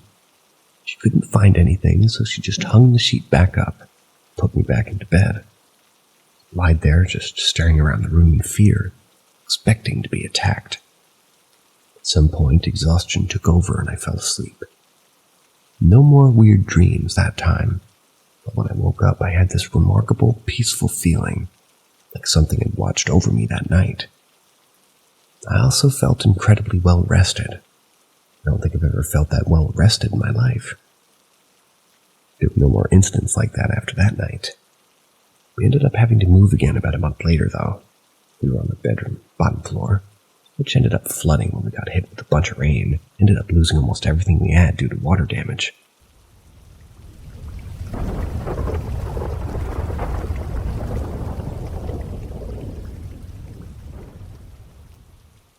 My ghost story as a person who doesn't believe in ghosts. So when I was younger, about 16 at that time, 2016, I had an encounter at the place we used to live. Now let me be clear, I don't believe in ghosts. My family is very down to earth as well. That being said, all of us have witnessed something at some point that made the hairs on the back of our necks stand up in that house. Usually we talk about it and come up with a reasonable explanation as to what happened. Must have been a shadow cast by a passing car, things like that. However, there's one experience that I cannot explain to this day, and absolutely freaks me out. The point where I caught myself gaslighting myself for the longest time, as years after I experienced, I was fully convinced it must have been a spooky fever dream. I also deal with sleep paralysis, until I talked about it again with my dad a month ago and he confirmed it absolutely did happen. So the story is as follows. Me and my family are having dinner sitting at the dining room table. I have a pretty good view at the door we use to enter the house. The area is fitted with a motion sensor that lights up the area whenever movement is detected. The signal has to be strong, as our cat couldn't set it off. As we're eating, the lights go on, and there are two people standing in front of her door, waving at me, as to ask for some help. My family also responds as the lights coming on and are also looking outside. I wave back and hop onto my chair and go out to the door to ask them how I can help them. Here's the kicker. I open the door. There's no one there. I walk outside to see where they went. Nope. Nowhere to be seen. I walk back inside and I say, huh? They just walk away? My entire family is looking at me pale as all hell at this point until my dad just goes, who the fuck are you talking about? Turns out none of them had seen anyone at the front door. They were just creeped out about the motion sensor turning on the lights. To this day, I have no clue who the people standing in front of our door are, but still it creeps me out.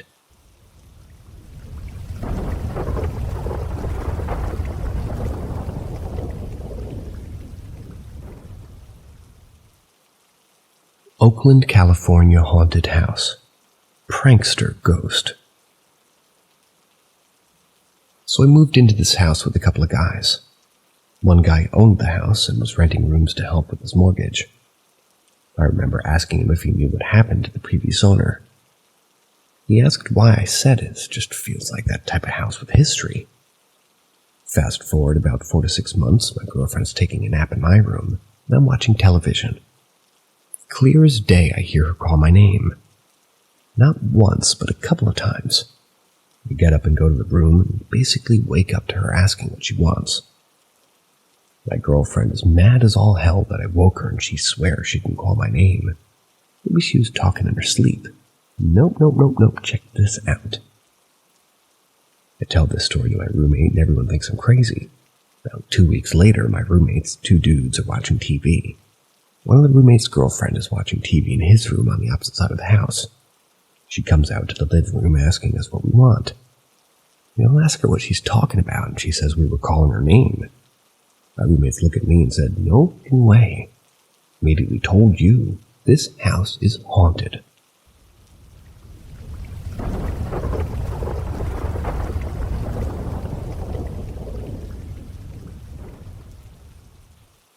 I keep waking up at 3 a.m. feeling really anxious.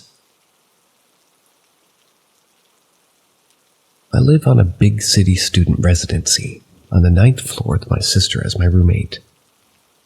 That said, she's mostly traveling.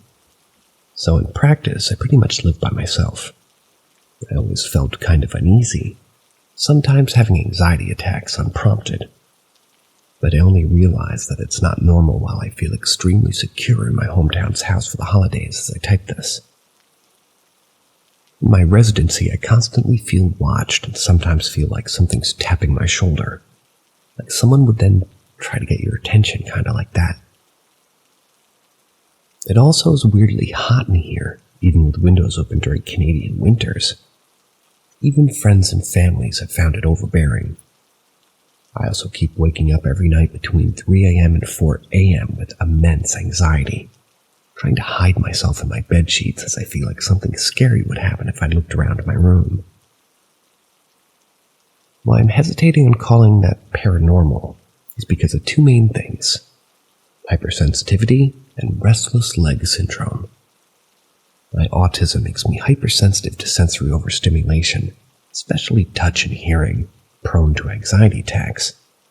Sometimes, even in my hometown, I get chills from subtle temperature changes, hear sounds my family doesn't. That said, it's more frequent in my residency, and it feels so much more severe. I have restless leg syndrome, which used to wake me up about 4 times a night due to leg twitches. So I'm always woken up around 3 to 4 a.m. Been medicated for about half a year now, and it's improved enough that I only wake up maximum once per night at 3. In my residence, in my hometown, it's pretty much gone. I sleep peacefully and I feel secure.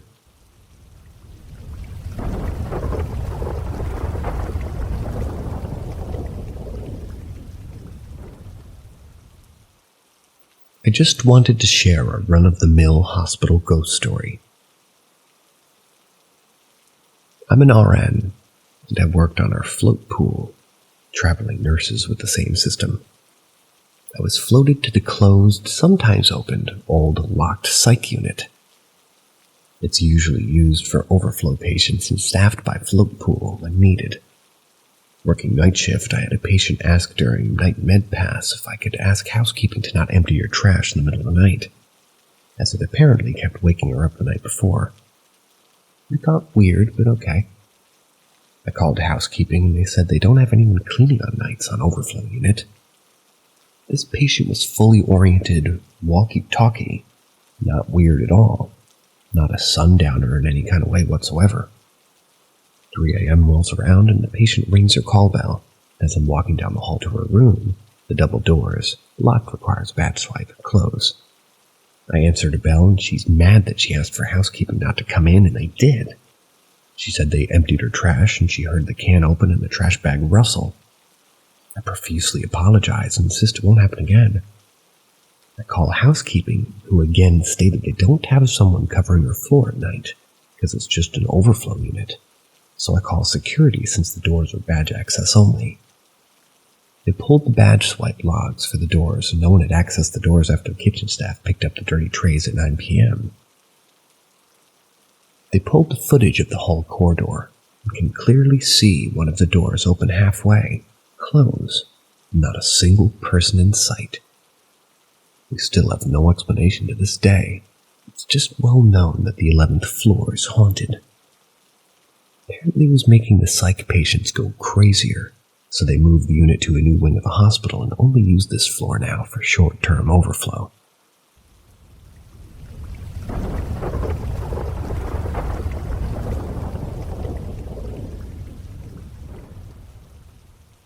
Welcome to the captivating world of Paranormal M. Unravel the unexplained with us by hitting subscribe, dropping an M in the comments, and turning on notifications. Stay updated on our latest enthralling tales that'll leave you questioning the boundaries of reality. Enjoy the adventure with Paranormal M. Dark Shack and Red Eyes Encounter that still spooks me to this day.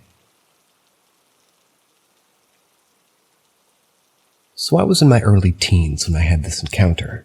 I was staying over at my uncle's house for the holidays, which had sort of like a shack out in the back. The clothesline was near the shack, and I'd hung my towel out to dry during the day, but forgot to take it in as I fell asleep in the afternoon.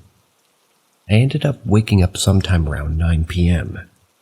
I had been very tired that day, decided to take a shower, so I had to grab my towel from the line.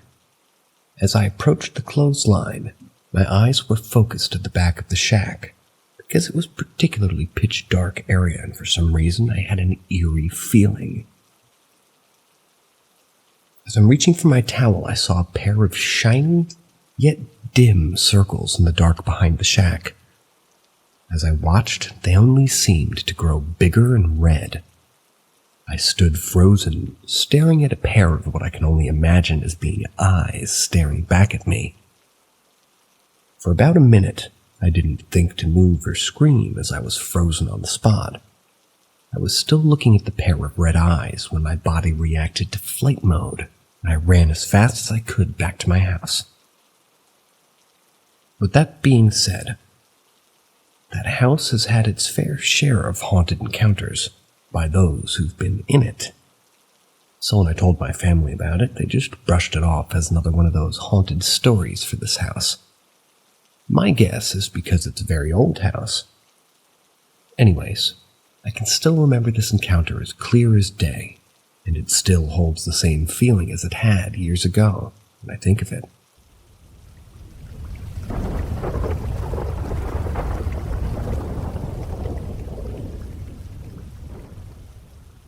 Sleep paralysis demon keeps following me around everywhere. I come from a culture that believes in the superstitious and paranormal stuff. So of course, when experiencing sleep paralysis and telling my family about it, they, including me, began to suspect that some spirit or demon is attacking me.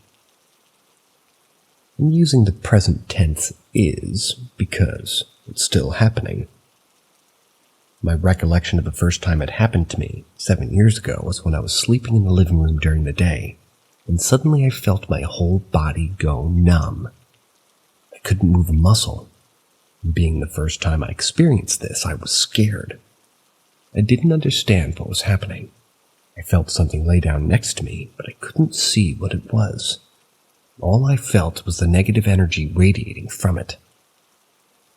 After what felt like a long time, I could feel my body regaining its strength to move, and the negative energy just vanished. Fast forward to 2 years after my first experience. It happened again.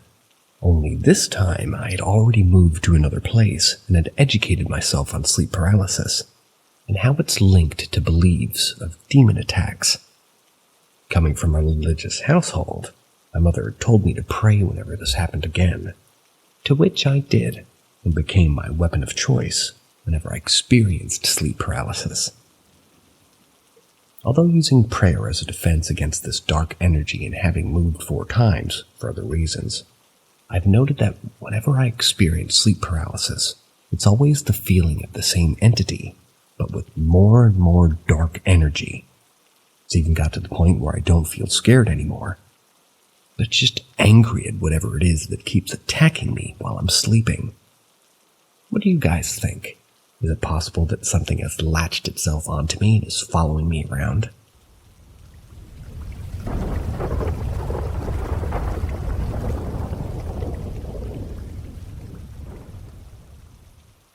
Be careful what you wish for, because you might actually get it. It happened a long time ago when I was a child. My mother and her friends liked to visit places believed to be haunted. After ghost hunting one night, she told me that she was afraid she brought something home. Something evil. She told me she could feel an evil presence in the house and could hear whispering. I didn't hear anything, so I just thought she was imagining it. I heard screaming that night, and I was frozen in my bed with fear. After the screaming stopped, I waited a while, then went downstairs to see what happened. My mother was sitting on the sofa. She was shaking. She told me that she woke up because she heard a baby crying. She said she followed the sound through the house and down into the basement. When she got down into the basement, the baby stopped crying, and a woman started screaming. She frantically looked around for the woman but couldn't find her. She looked out the basement window to see if the woman was outside. That's when she seen her reflection and realized she was the woman screaming. She turned around and started running back up the basement steps, and she could hear a baby giggling. After that, I started hearing the whispering, someone walking around the house late at night. There was a foul odor and chill that seemed to move from room to room. My mother believed that she was possessed sometimes because she would find herself standing in the yard or basement with no memory of how she got there. This went on for a few years. We tried having the house blessed to get rid of it, but nothing worked. Finally we moved, hoping it wouldn't follow, and it didn't. Whatever it was stayed at that house. Every now and again I think about stopping at that house and asking the people that live there now if there's any strange things going on. But how do you ask someone something like that without seeming crazy?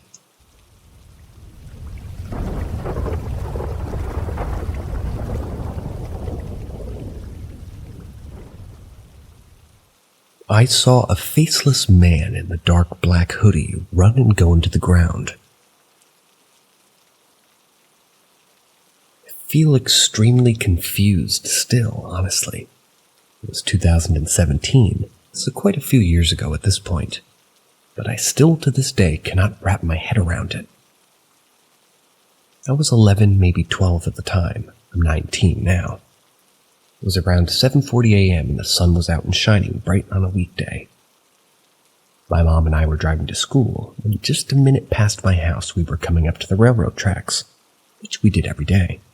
Except this morning, we saw a man walking. Thought nothing of it except it was odd that he was wearing all black. Black jeans, black zip-up hoodie, black shoes. It was bent over, seemingly, when we were just starting to see the figure. Then it stood up. I think it had its hands in its pockets. He was walking on the left side of the road, off onto some grass with his hoodie up over his head. It began to walk, but as we got close, it whipped its head around and looked at us. I expected to see a guy's face, but I saw nothing but pure blackness, darkness. A shadow where a face should be. I was staring in disbelief. The thing seemed to be scared oddly and began running. I have no idea why. Even then I was so confused. Ran for a few seconds, which seemed like a while to be seeing what I was seeing. Then it slid down onto the grass on its butt and leaned on its right side and hopped off like it was on a ledge. Mom kept driving slowly, and we watched the figure disappear into the ground. We both stared at the place where it went, and it was just gone. A second later, as we finally began to go over the tracks, I uttered, "Mom?" And she looked over at me and just said, "I don't know." I asked if she saw it, and she said, Yeah, I saw it." And then we both just sat there, I guess, thinking. In this experience, I didn't feel threatened. I didn't feel like it was planning to harm us.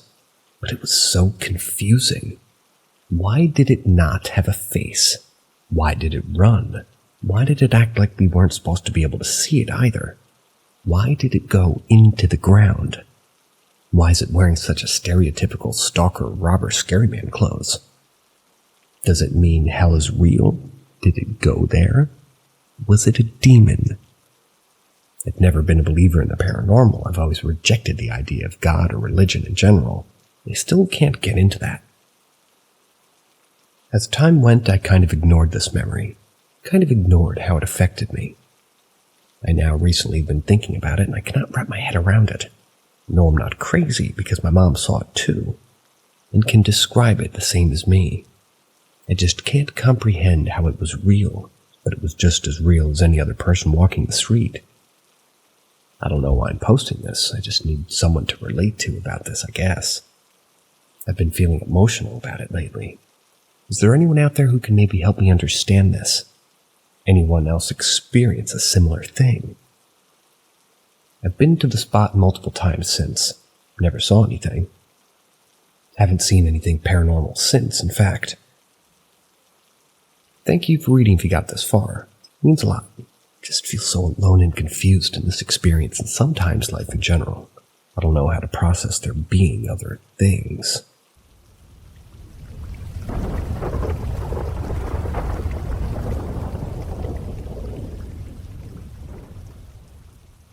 I've seen ghosts all my life, but only ever encountered dangerous ones twice. Once at a theme park, I saw one at a wave pool at the very top of the wall on the far side. I also saw one at the middle school where I was racing my friend down the hall. I had looked over and seen a man that looked like he was in his teens wearing similar clothes to the era of the Industrial Revolution. Another time, I had seen one on the bridge over the river near my house. It looked like he was about to jump off. Weird thing about that encounter is that the entire car went quiet when I had seen him. Nobody else said anything, but I had clearly seen him. There were about 6 kids and 2 adults in the car, so it was very odd that it had just went suddenly quiet. Now that I'm older, I've encountered a few spirits, but more recently I've encountered ones that seem darker in nature. The first one I encountered in my old apartment I lived in about a year and a half ago. I had one of the sleep paralysis dreams. I don't really ever have nightmares, and if I do, they're very few and far between. But this night, I had a dream of some sort of entity walking down the stairs behind my closet door. There are no actual stairs behind my closet door, but in my dreams there were. I was trying to open my eyes, but I was frozen. Just as the entity opened the door, I woke up. It had shaken me so much that I couldn't go back to sleep. Someone in the trailer park I'd lived in died a couple of months previous. He was left there for about a month until somebody did a welfare check. He had died of AIDS, I believe, and just rotted there for a month. The other time I encountered something, I had just moved into my current house. It's a mobile home, and an old one from the 70s. It's been here a long time with many different owners.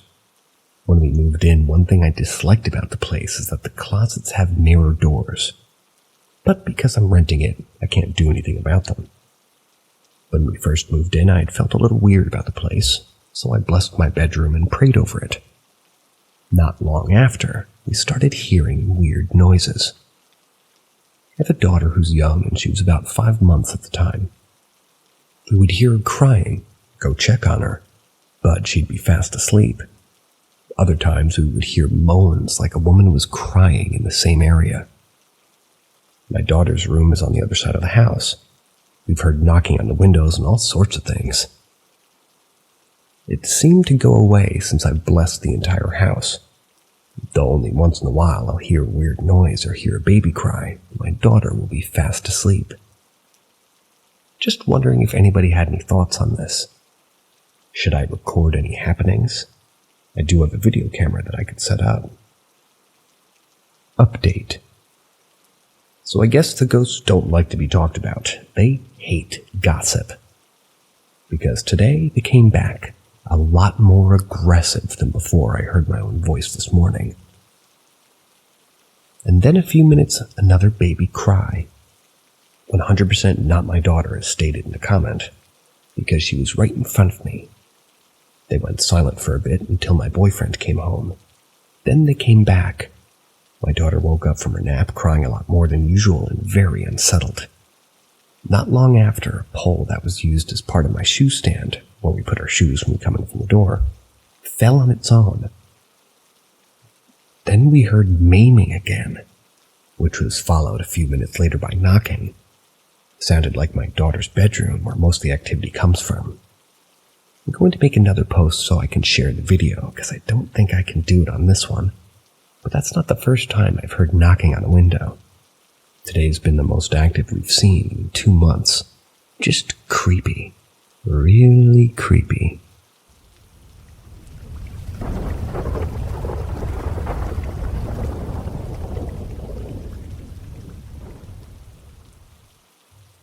My encounter with my great-uncle's ghost in her old house.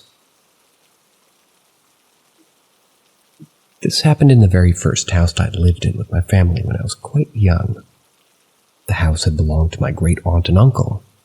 My great-uncle, we called him Uncle Hooper, passed away in the house in my brother's bedroom, actually. And ever since then, we all had a strong feeling the house was haunted. We had a cat at the time named Sam, and Sam's food, water, and litter box were down in the basement. She would sit at the top of the stairs leading into the basement. She would just sit there and stare for hours. She would also hiss at something that she could sense down there. She would eventually venture down there to do her business, but we could tell she didn't like it down there at all, so we eventually moved all of her stuff into the main floor. One very strong memory I have thought that this house was when my brother and I were playing in the basement with a ball in the corner near the stairs, where we had an old TV that had been off while we were down there playing. But all of a sudden, the TV turned on by itself, and it just happened to be playing an old cartoon, Alice in Wonderland. We were a bit shocked, but then all of a sudden we heard a loud pounding sound coming from the door behind us, which really spooked us, being that this door led to a small closet. We opened it, found nothing inside except for boxes and some clothing, so we went upstairs right away and told our parents. They seemed to believe us, being I'm pretty sure they'd noticed the paranormal activity as well. To this day, we still talk about that old house, and we're all convinced still that it was haunted by our great-uncle Hooper. He definitely wasn't a mean spirit. He just wanted us to know that he was still around.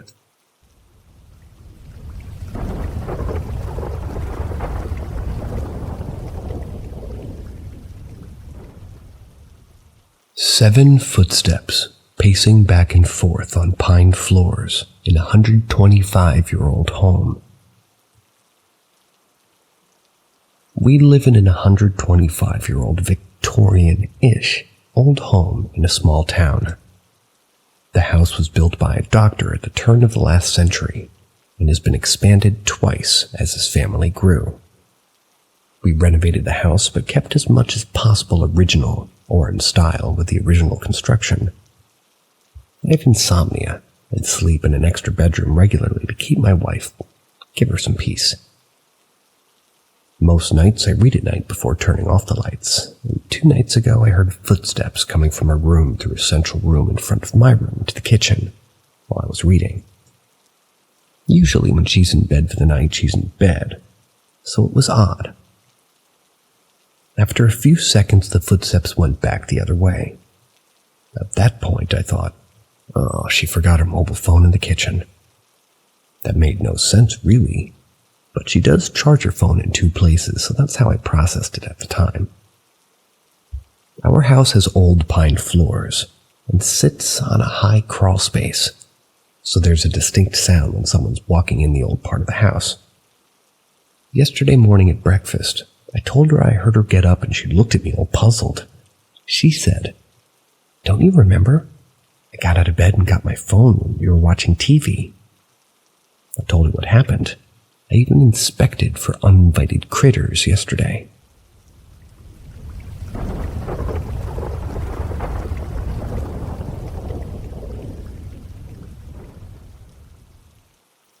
A residual hum or something more.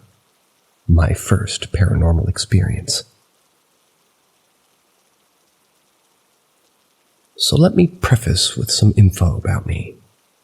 I'm obsessed with occult things, and I watch ghost hunter shows daily, literally. I love exploring the metaphysical unknowns and contemplating dimensions and paranormal, etc. Despite this, I've never had a paranormal experience. I grew up in a highly religious household, Christian, and had conversations about spirits. They were shot down expeditiously. Ironic, right? Anyway, last night I was packing my PlayStation to return to my apartment in another city. I was at my friend's house, and they were in the back of the house in their bedroom sleeping. We had stayed up the night before almost all night playing games. This was around 7:30 p.m. It had been dark outside for about an hour, at that point at least, and there's only one TV in the house, and I had turned it off at maybe 10 to 15 minutes prior to packing my bag. My iPhone was beside me, locked and on silent. Suddenly I hear a soft hum in a female voice. The hum was to the tune of "Na na na boo boo," like they were teasing me. It was so clear that I believed it to be my friend. I went back to the bedroom and woke them up to ask if they had hummed. They said no, as they had been asleep this entire time. Their phone was also on silent. Very shook up because the hum was so clear it sounded like it was in the same room as me. Better yet, I heard it right next to me. The house I was in is a small house. The only neighbor is a 90-year-old lady who was definitely in her house at that time. Also, my friend has a Ring camera. Nothing was captured on it at that time. I know from a friend that the family that had lived there before had her daughter that died from cancer. She didn't die in the house, but she lived there for many years. I had to tell this story to someone, because I just had to get it off my chest. Who was humming? Why was it so clear and audible? Was it the girl who had passed, or something else entirely? I'm left shaken but in awe at this experience.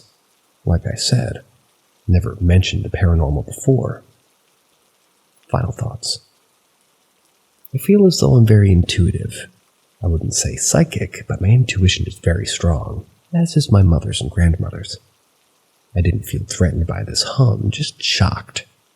It was like they were letting me know they were there and they saw me.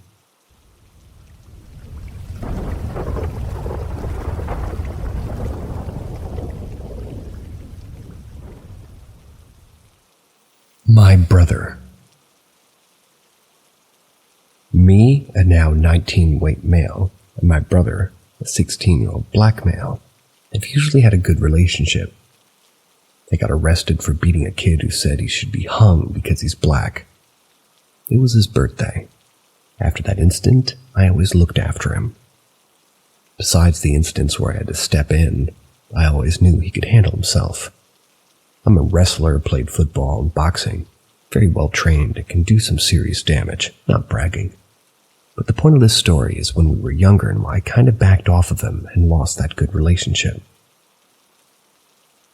So since I was younger, I've had this nightmare that still scares me, even today. There's a part I'll explain later. In the dream, I wake up and look down the hallway. My mother's giving him a bath. His head slowly turns towards me, smiles with razor-sharp teeth, and blood comes pouring out. I scream. He pulls up his bottle and drinks what looks like blood. My mom then drops, and I'm pretty sure dies. He stands up and tells me one day I'll come closer. So the part I'm talking about is, I guess, what people call lucid dreaming, which happens very frequently to me. I have no clue why. But one day it's a lucid version, and I'm probably 15 when this dream happens. I seem to have aged with the dream. I finally gather courage and walk down the hallway to go warn my mom, but no words come out. Again, she drops, and my brother looks at me and says, "Come in." I do.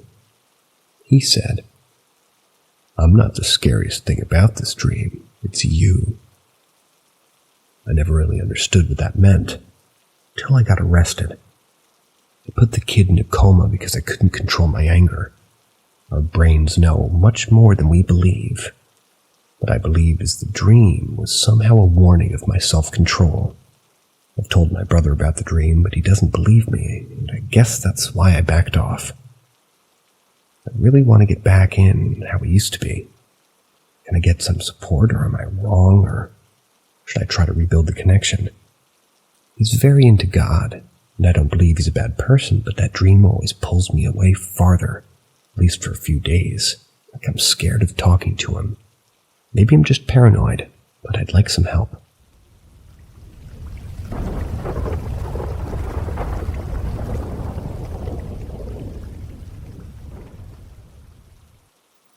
Another weird experience I had. This happens every so often, so I'm not going to put my age. But a little bit of explanation before the story. I never met my grandma, who I call Nanny. She died in February of 2005. And I was born October 2006. Well, then we know your age, sir. Anyway, my mom was told that she wouldn't be able to have kids because of scar tissue. Shortly around February 2006, my mom found that she was pregnant with me and said I was a miracle baby, and believes that her mom gifted her with having a baby. Now on to the experience. I remember sitting downstairs with my stepfather, who was watching TV. My mom went upstairs to do laundry. A few minutes later, we heard a shout from my mom, which sounded like it was right upstairs by the downstairs door. She came down and we asked her why she yelled. She told us she never yelled. And we told her we heard her yell. Well, my family who knew my nanny told my mom that. And told her that, my nanny sounded the same. One personal experience I had was I came out of my bedroom. It was kind of late at night. Looked up and saw a figure which looked like an old, short, slumped-over lady with short white hair and a blue fancy suit-like top on, with a white shirt underneath it. The figure had no facial features and had no bottom half, and I watched it walk through the wall. When I looked around my mom's house, I found an old photo of her sitting in a chair with short white hair and that blue fancy suit-like jacket and that white shirt. My nanny died peacefully in her sleep at the house on the couch. We believe that she haunts the house because things disappear and then are in different places. And I've seen the figure a few other times, but not as great as I saw this one.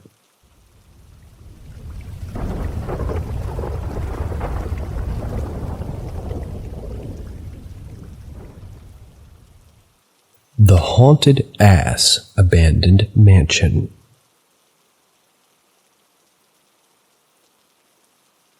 So in my city at the end of the street that I live on was a beautiful mansion. It's been abandoned for 30 years.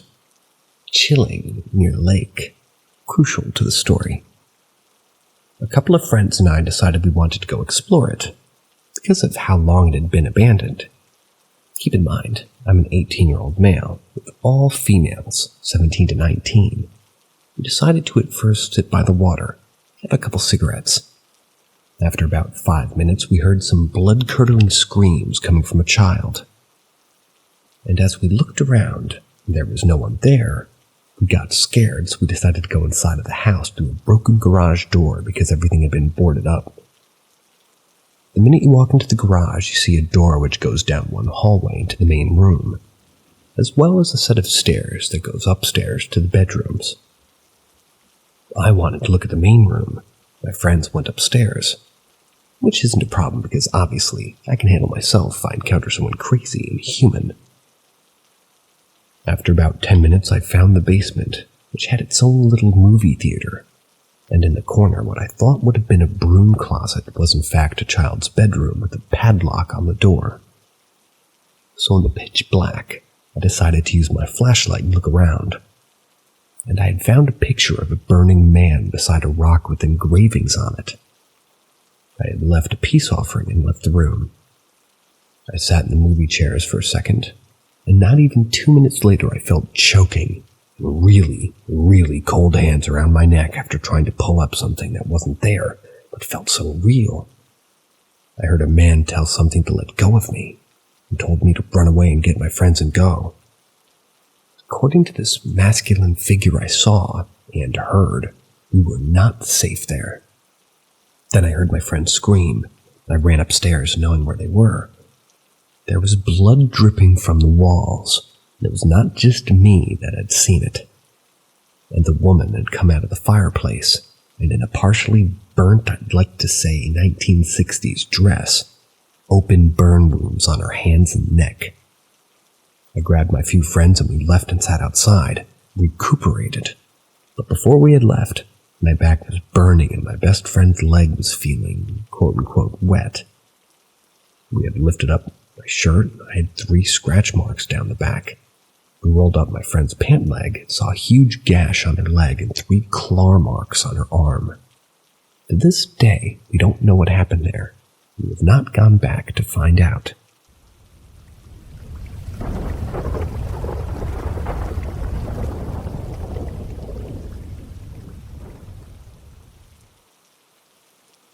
Old Folk Song. I know this title sounds weird for a ghost encounter, but just bear with me. This had been my one and only ghost encounter. It happened at my parents' house around 10 years ago, and I still remember the encounter extremely vividly. After the ghost experience, I told my family the next day. They didn't believe me, and still don't to this day. It all started when I got up in the middle of the night to get some more water. I walked out of my room, walked past the stairs to my parents' room. I had to turn left to walk up 3 steps to go into the kitchen. I turned the light on, went to the fridge to get a new bottle of water. Once I got the water, I closed the fridge, turned off the light, and I left the kitchen.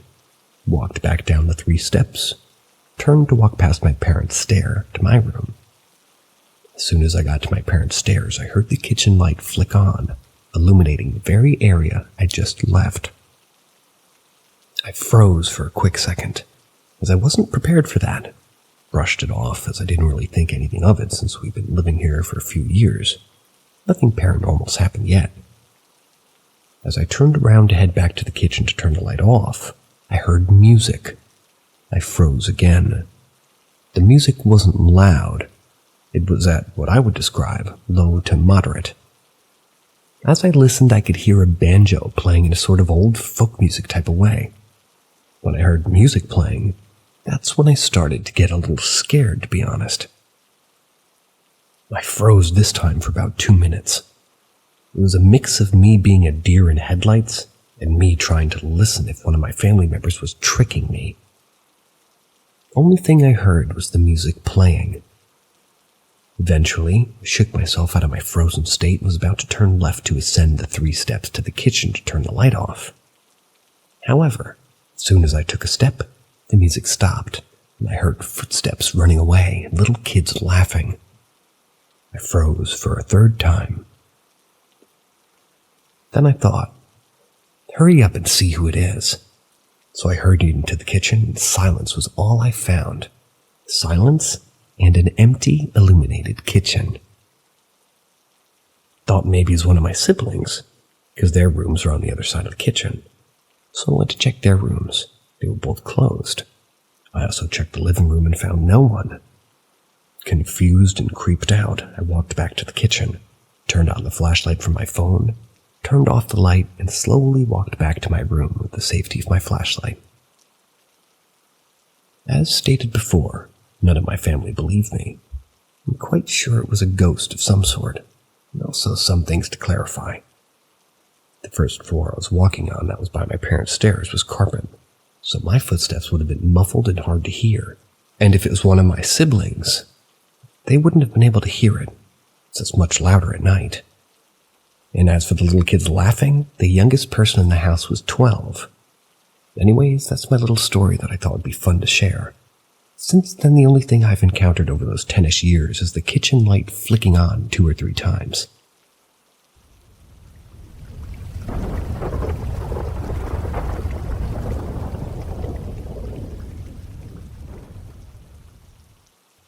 Alaska, haunted homestead, multi-person experience, seemingly sentient lights. My great-grandfather homesteaded in Alaska, before all of the housing developments and heavy traffic. It used to be a really quiet area, very swampy, super cold in winter. You walked through the swamp and hit patches not quite frozen all the way through, even in the deepest part of winter. Now that in and of itself isn't unusual. Running water doesn't always freeze. It's a geologically active area, but there's reasons for that. However, my great-grandfather spent time in Ireland before settling in Alaska, and he liked to tell how when he was there, he rescued a pair of fairies and made a pact with them in exchange for being able to see things nobody else could. He'd take them with him and provide alcohol to their liking. When he settled in the homestead, so he liked to tell it, he brought the fairies with him, so long as they had a drop of alcohol and good company in the cold of winter. They'd stay. Now, we did see them on occasion at the swamp, not just as kids, but the adults too. They looked like fireflies or balls of light, mostly in white, but you'd see one in red or blue now and again. Not like slightly red or slightly blue, like red M&M or blue M&M, but glowing type like red or blue. We also saw them inside the cabin. Sometimes they'd follow you, or all collect nearby while we were chopping firewood, but not always. The red one was almost always around when someone got hurt, and we were all fairly convinced that it made bad things happen. I'm not sure if people outside our family saw them, but I do know that everyone within my immediate family had at least a handful of direct experience with them, and at least one negative experience with the red light, or fairy as my family always called it, present. The cabin had a sort of lodge-style design. The rooms were lofted, and either side of the living room, kind of like in hotels, where there's an open middle section, banisters surrounding it, with rooms on opposite sides. It doesn't really matter, except that from the upstairs you can see either side of the wall dividing the kitchen and the sunroom. And on more than one occasion you'd see the little balls of light would hit the wall and just keep going out the other side. You'd also hear whistling, sometimes. Kind of an echo of what my great-grandfather sounded like when he was drinking, and as he liked to say, chatting with the fairies. In his putter room. It would happen when you were in the swamp and in the house, and when you were the only one on the property at all. The homestead burned down shortly after my great-grandfather passed away, maybe 7 years ago, and so far, nobody's in a hurry to rebuild it. I do wonder sometimes if the lights are still out there, or the whistling, but I'm not in any rush to go find out.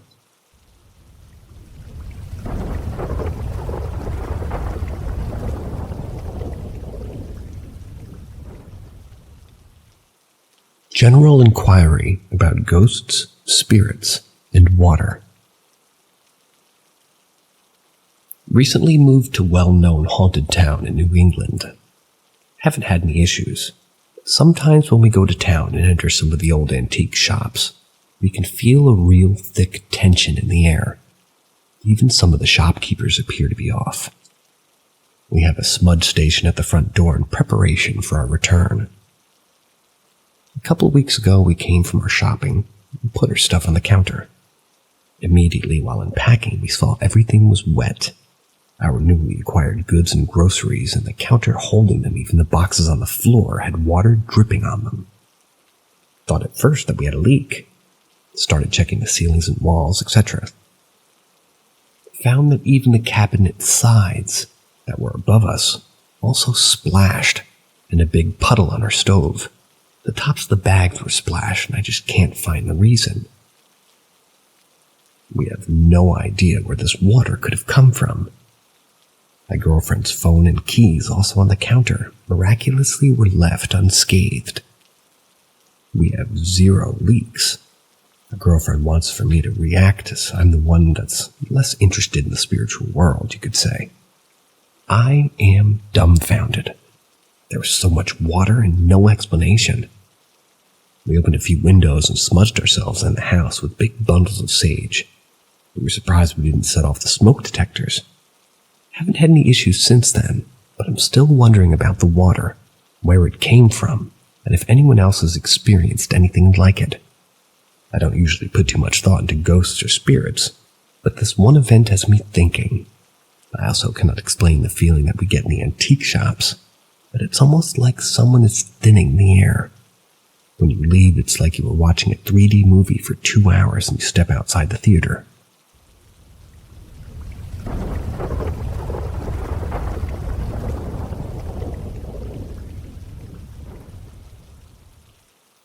Grandma stopping by to say hello at Christmas time. I've had 2 odd encounters the past 2 Christmas seasons, and both involving something with my grandmother. The first time was last year. We lost my grandma at 94. She loved Christmas, so even though she passed in the spring, we all received a Christmas ornament in the shape of a bell with her name and the date of death from the funeral home. It had been on my tree for years. Last year, it randomly just started swaying by itself for no reason one night.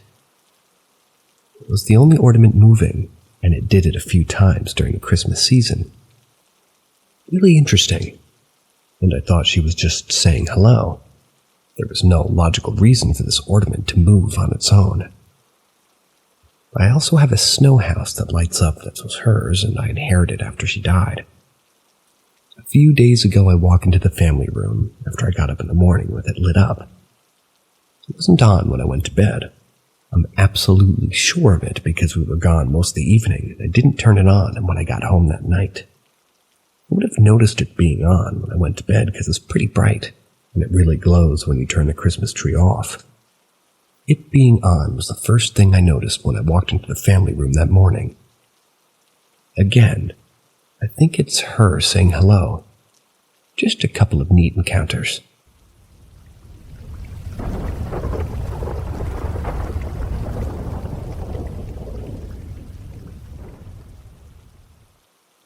Do not disturb. My experience living in a historic old house. Back in the early 90s, I moved into an apartment that was in a house owned by my mother's cousin. The house was built in 1905 in what is called the historic district of my town, essentially just the oldest part of the city. This house was actually on the outskirts of a whole neighborhood of much older and grander homes, but still had many cool features. Ornate fireplace in wood, pocket doors, stained glass, doors, 2 staircases, etc. I fell in love with it and decided to move in. The other apartment was vacant as well, so some friends of mine moved in upstairs. The house had a huge basement that was filled with intricate woodwork, removed from my cousin's other income properties that were stored there, because it was the only house he owned with a basement that was always dry. My friends asked if they could set up band equipment in the basement. It ended up being a full band setup with multiple amps, etc. When they were practicing, the whole house would literally shake. They usually practiced in the afternoon to avoid any trouble related to noise ordinances. In the evening after the first lengthy practice session, we started to hear what sounded like a lunatic thrashing through the basement with a sledgehammer. My first thought was, oh God, all of that wood. And then basically, what the fuck? I knew no one was down there. Unfortunately, this was the first time I got to experience my boyfriend's absolute cowardice, as he refused to go down there until we got a crew together. Couldn't wait around for that, so I went down on my own. The basement was divided into 2 parts. When you first come down the stairs, there was a small storage area, newer than the rest of the basement. Not sure how or why it was added. And then an old door which led to the actual basement. The sound ceased as soon as I entered the first part of the basement. I grabbed the old door and whipped it open only to find nothing out of place or any evidence to explain everything that we had heard. I told myself there has to be some other explanation. Noisy old boiler or furnace. I closed the door and went back upstairs. We heard occasional sounds from the basement after that, but nothing like the first time. However, this was just the beginning of a long string of strange experiences, which included full-body apparitions. I don't remember the exact order each of these happened, so I'll just list them individually. The washer and dryer were in the old part of the basement. I ran down to put some laundry in the dryer and heard what I can only describe as the deepest, loudest, most heartfelt and mournful moan in the man's voice, seemingly coming from all around me. I froze at first, then immediately thought, those assholes. I think it was my friends upstairs, playing some kind of prank. I immediately ran up the stairs and then back up the staircase into their apartment. It was completely empty, and obviously had been for a while. I told myself it must have been wind trapped somewhere in the ventilation system of the house. The guys saw a woman on multiple occasions that they always assumed was me practicing, but because all the equipment was set up on the other side of the gigantic furnace, you could never fully see me. One day they asked why I had a dress on earlier. I was like, what? I'd been in classes all day. My cousin came over one night with a spirit board, not a Ouija. She had to just see if we could make contact with anything. After getting some relevant and extremely creepy responses that there's no way she could have known, she wanted to see the basement. We went down through the well-lit first part, but had to get to the washer and dryer to pull the cord for the first light inside the actual basement. The bulb was apparently burned out. The basement was pitch black, so I felt my way around the furnace, looking for the pull cord on the other side. By the time I finally felt it, we were both starting to freak out due to the strange noises that we're hearing. I pulled the cord and the bulb exploded above us. We got out of there as fast as possible. We didn't mess around with that board anymore. My friend stopped practicing down there because it just kept getting creepier and creepier. I rarely even did laundry down there after the whole moaning thing. But one day I had no choice because I was in a rush, frantically cleaning upstairs because I was running very late and still had to shower. I ran down into the basement because I needed to put my clothes in the dryer. I come down into the first part of the basement, noticed that the inner door was already open, which was really strange. In my rush, I just kept moving, but I got closer to the door and I saw an old man standing there. He wasn't looking at me, he didn't say anything. He wasn't completely solid, but enough so that I could make out all the details and see him as clear as day. I actually leaned to the side so I could make it past him and into the basement when I completely froze. I turned around, ran back upstairs without looking back. I didn't go down to retrieve my laundry until I had other people with me. After that, I completely closed off the inner basement and barricaded the door with heavy boxes. I also didn't allow any further attempts to communicate with the spirits of the house anymore. Everything was peaceful from that point on. I never felt threatened at any time, nor did it seem like dark energy, but I felt it would be better to just leave them alone. Another strange thing I experienced on multiple occasions while this was going on were terrifying dreams of being killed in my apartment. They were very graphic, and always set within my apartment, with me dreaming that I woke up and knew someone was in the house. Very strange, very scary. I'd never had any dreams like that before or after. The dreams also stopped after closing off the inner basement. Oddly enough, I always felt safe in that apartment and continued to live there for a couple of years by myself after my relationship ended, but it seems common for people to experience spirit activity in attics and basements. Do you think they occupy those spaces simply to get away from the living? That's the only explanation I can think of, because while they were alive, I highly doubt that that's where they spent a majority of their time. Strange.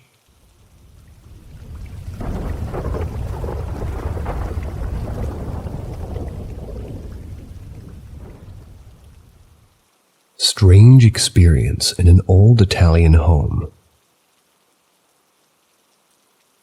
So I want to preface this story by saying that I don't fully believe in ghosts. What I encountered was truly weird. I can't really explain it to this day. I'm about 99% sure what I experienced was paranormal. Also, that the happenings in this house only occurred for about 2 weeks until we had the house cleansed by someone. I'll explain later. From 2019 to 2021, I served at Aviano Air Base in northern Italy in the United States Air Force.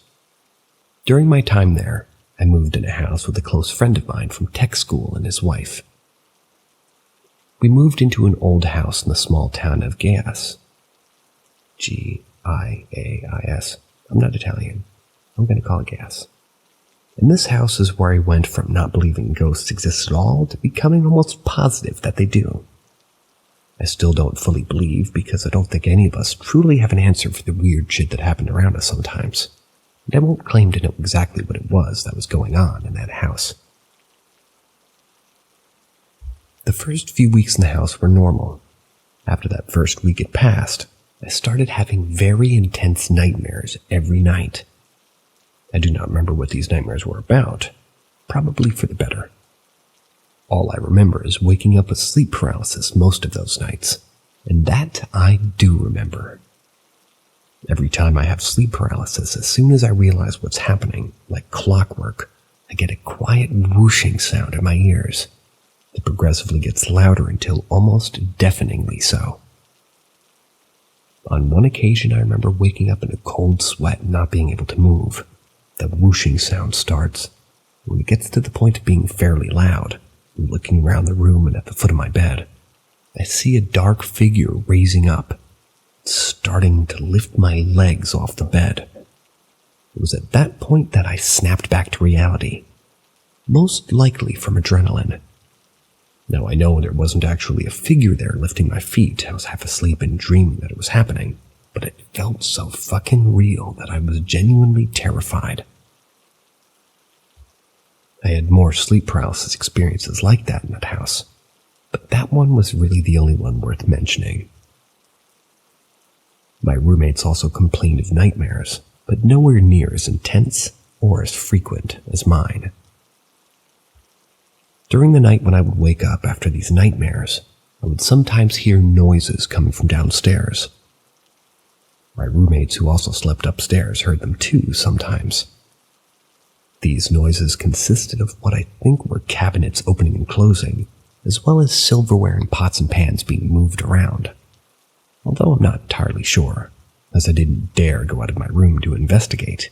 I was already shitting my britches from the nightmares. My roommates were more experienced with paranormal happenings and how to deal with them. They went to a store and picked up some dried sage as well.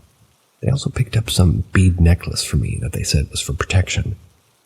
Even though I was skeptical, I never took that damn necklace off when I was in that house. When me and my roommates tried to burn the dried sage in the house, it wouldn't light. It wouldn't even burn a little, no matter how long we held the fire to it. Weird part is when we took the sage outside and tried to burn it again, it immediately lit on fire. Took it back inside, tried to burn it again. Same thing, wouldn't burn no matter how hard we tried. Now this could be due to humidity in the house or something, not sure, but really did creep us out quite a bit. The same night that we tried to burn the sage, me and my buddy woke up at the same exact time. We left our rooms and happened to meet in the hallway. We both wanted a midnight snack. It was quiet in the house. But as soon as we got close to each other and greeted each other, the noises started. The same noises I described earlier. Me and my buddy both stopped in the hallway above the stairs and just listened for a minute, just trying to decipher exactly what were these noises that we were hearing. When out of nowhere, and I really mean out of nowhere, because both of us were standing completely still just listening, the necklace they had bought me exploded. It broke with nothing touching it or catching it. The beads scattered all over the floor. Me and my buddy just looked at each other in the eye, said goodnight, went back to our rooms. The final straw was when my roommates had apparently seen the entity. I'm not sure if I believe them entirely, but this is what they said they saw. When they were eating in our kitchen one day, they were at the table both facing the glass door that leads to the patio. From that door, in the reflection of the glass, you can see into the door to the hallway that sits right behind the table where they were. They claimed to have both seen an old lady walk past that door. They told me that neither of them said a word to each other. They just looked at each other and quickly made their way upstairs to their room. I say this was the last straw because after that encounter, they called a family friend who was a Bruja. The Bruja informed us that they were in danger due to an evil entity being in our home. he would try to perform a ritual and try to move the spirit from our house. I don't know what he did, but it fucking worked, and I was just glad to finally get a good night's rest in. After he did what he did, there was nothing happening in the house after that. We were even able to burn sage in the house after.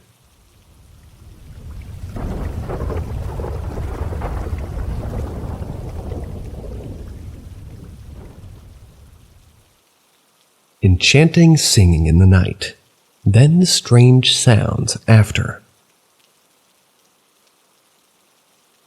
Hi, I just want to ask if what I experienced back when I was 13 was paranormal. For context, me and my family were living in this big old house, situated inside a pile foundation plant. Since my dad worked there, we were given a place to stay for free by his employer. The house was beside a river going to the ocean, as the plant used the sand of the beach for production. We were occupying the whole second floor, as another family is living on the ground floor. Anyway, it was past 12, maybe 2 or 3 a.m., when I got awoken by an enchanting singing coming from the river. I was enthralled by it making me walk till the kitchen overlooking the river when I snapped out of it and everything was quiet after. I didn't see anything, and I felt scared. The singing was just so enchanting, but it creeped me the fuck out after I realized what happened. I tried to sleep, but couldn't, and had to wait till daylight before I could comfortably sleep. Till this day I ponder what happened, made me question if sirens are real. The singing was like an opera singer, but the words I can't understand. A few days after this, as I was sleeping, I got awoken by our maids, who rushed to my room. My room was near the living room where we heard an old man choking outside, like the sound of someone choking, gasping for air before dying, just below the balcony. The balcony is attached to the living room, but as soon as they investigated by peering on the windows of the living room, the sound transferred to the balcony, then to the windows like it was facing them. I wonder if it's a ghost changing, haunting through sounds. They didn't see anything as well, just the sound, but their experience was way creepier. Oh, that balcony was near the kitchen, if I add, the place where I snapped out of being enchanted by the song.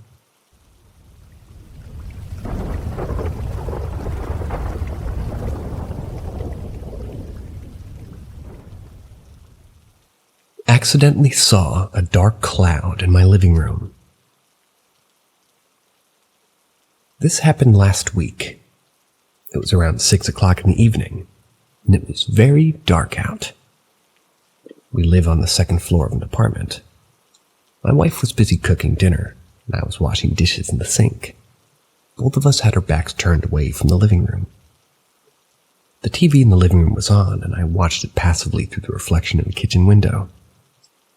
As I glanced up at the reflection, that's when I saw it. A dark, oval-shaped cloud. The cloud thing moved from the left side of the TV to the right, momentarily blocking my view of the screen. It moved at the speed of someone walking. The TV has a screen diagonal size, you could say, of 43 inches. But the cloud thing was slightly smaller, perhaps 37 inches diagonally.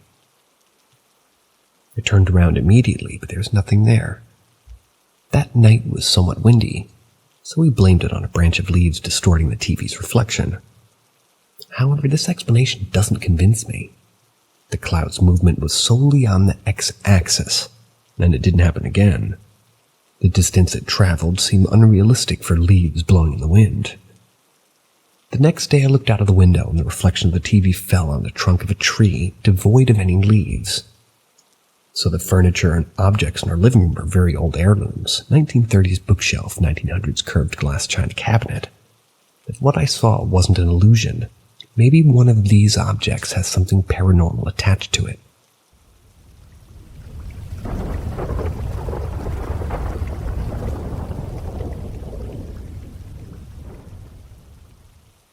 A ghost story from my teacher in Yorkshire. In 1981, when I was 10, my teacher, Mr. Bailey, told our class about a ghost story he'd been told as a youngster. I've often thought about this story, and wondered if it was genuine or not. This would have taken place most probably in the 1960s in Yorkshire. For those of you unfamiliar with terraced housing at that time, it was common for the layout of a house to consist of an entrance into a front room or a parlor, then a partition wall where the stairs were, and a kitchen area behind it. A modern extension was then added to the back of the kitchen where there is a bathroom. At the bottom of the stairs, there was a door. It was kept closed to keep the heat in. If you ascended the stairs, there were 2 bedrooms directly above the front room and the kitchen. A young family had moved into this style of house. They were generally built around the turn of the century, and had been consistently kept awake by very specific sounds, which always seemed to happen when the youngest child, a boy, was stopping there. The sound would be ba-dum-dum, ba-dum-dum. Never varied. It was rhythmic and constant. It lasted until someone from the family opened the door to the stairs. The parents obviously knew something was amiss, but couldn't explain it. It wasn't a sinister happening. Moreover, it was a sad vibe which left the family unnerved and unhappy. At this point in our teacher's story, you can understand that the entire class was transfixed with the idea of this ba-dum-dum, ba-dum-dum, and what it could possibly be. Mr. Bailey explained that the parents had contacted the local vicar, who had attended the parish for several decades. He recanted a story of a boy whose illness meant he was unable to get downstairs. Instead, he lived in the bedroom of the house, and his nurse, each night as a treat, allowed him to play like the other boys with a ball. He sat in his wheelchair at the top of these stairs and bounced the ball down them, ba-dum-dum. So they hit the steps at the right angle to capture the ball back into his arms and start the process again. This is what the family were hearing. It was quite frankly petrifying. The image of the boy sat on top of the stairs bouncing his ball down has always stayed with me. Still gives me hackles today. See ya.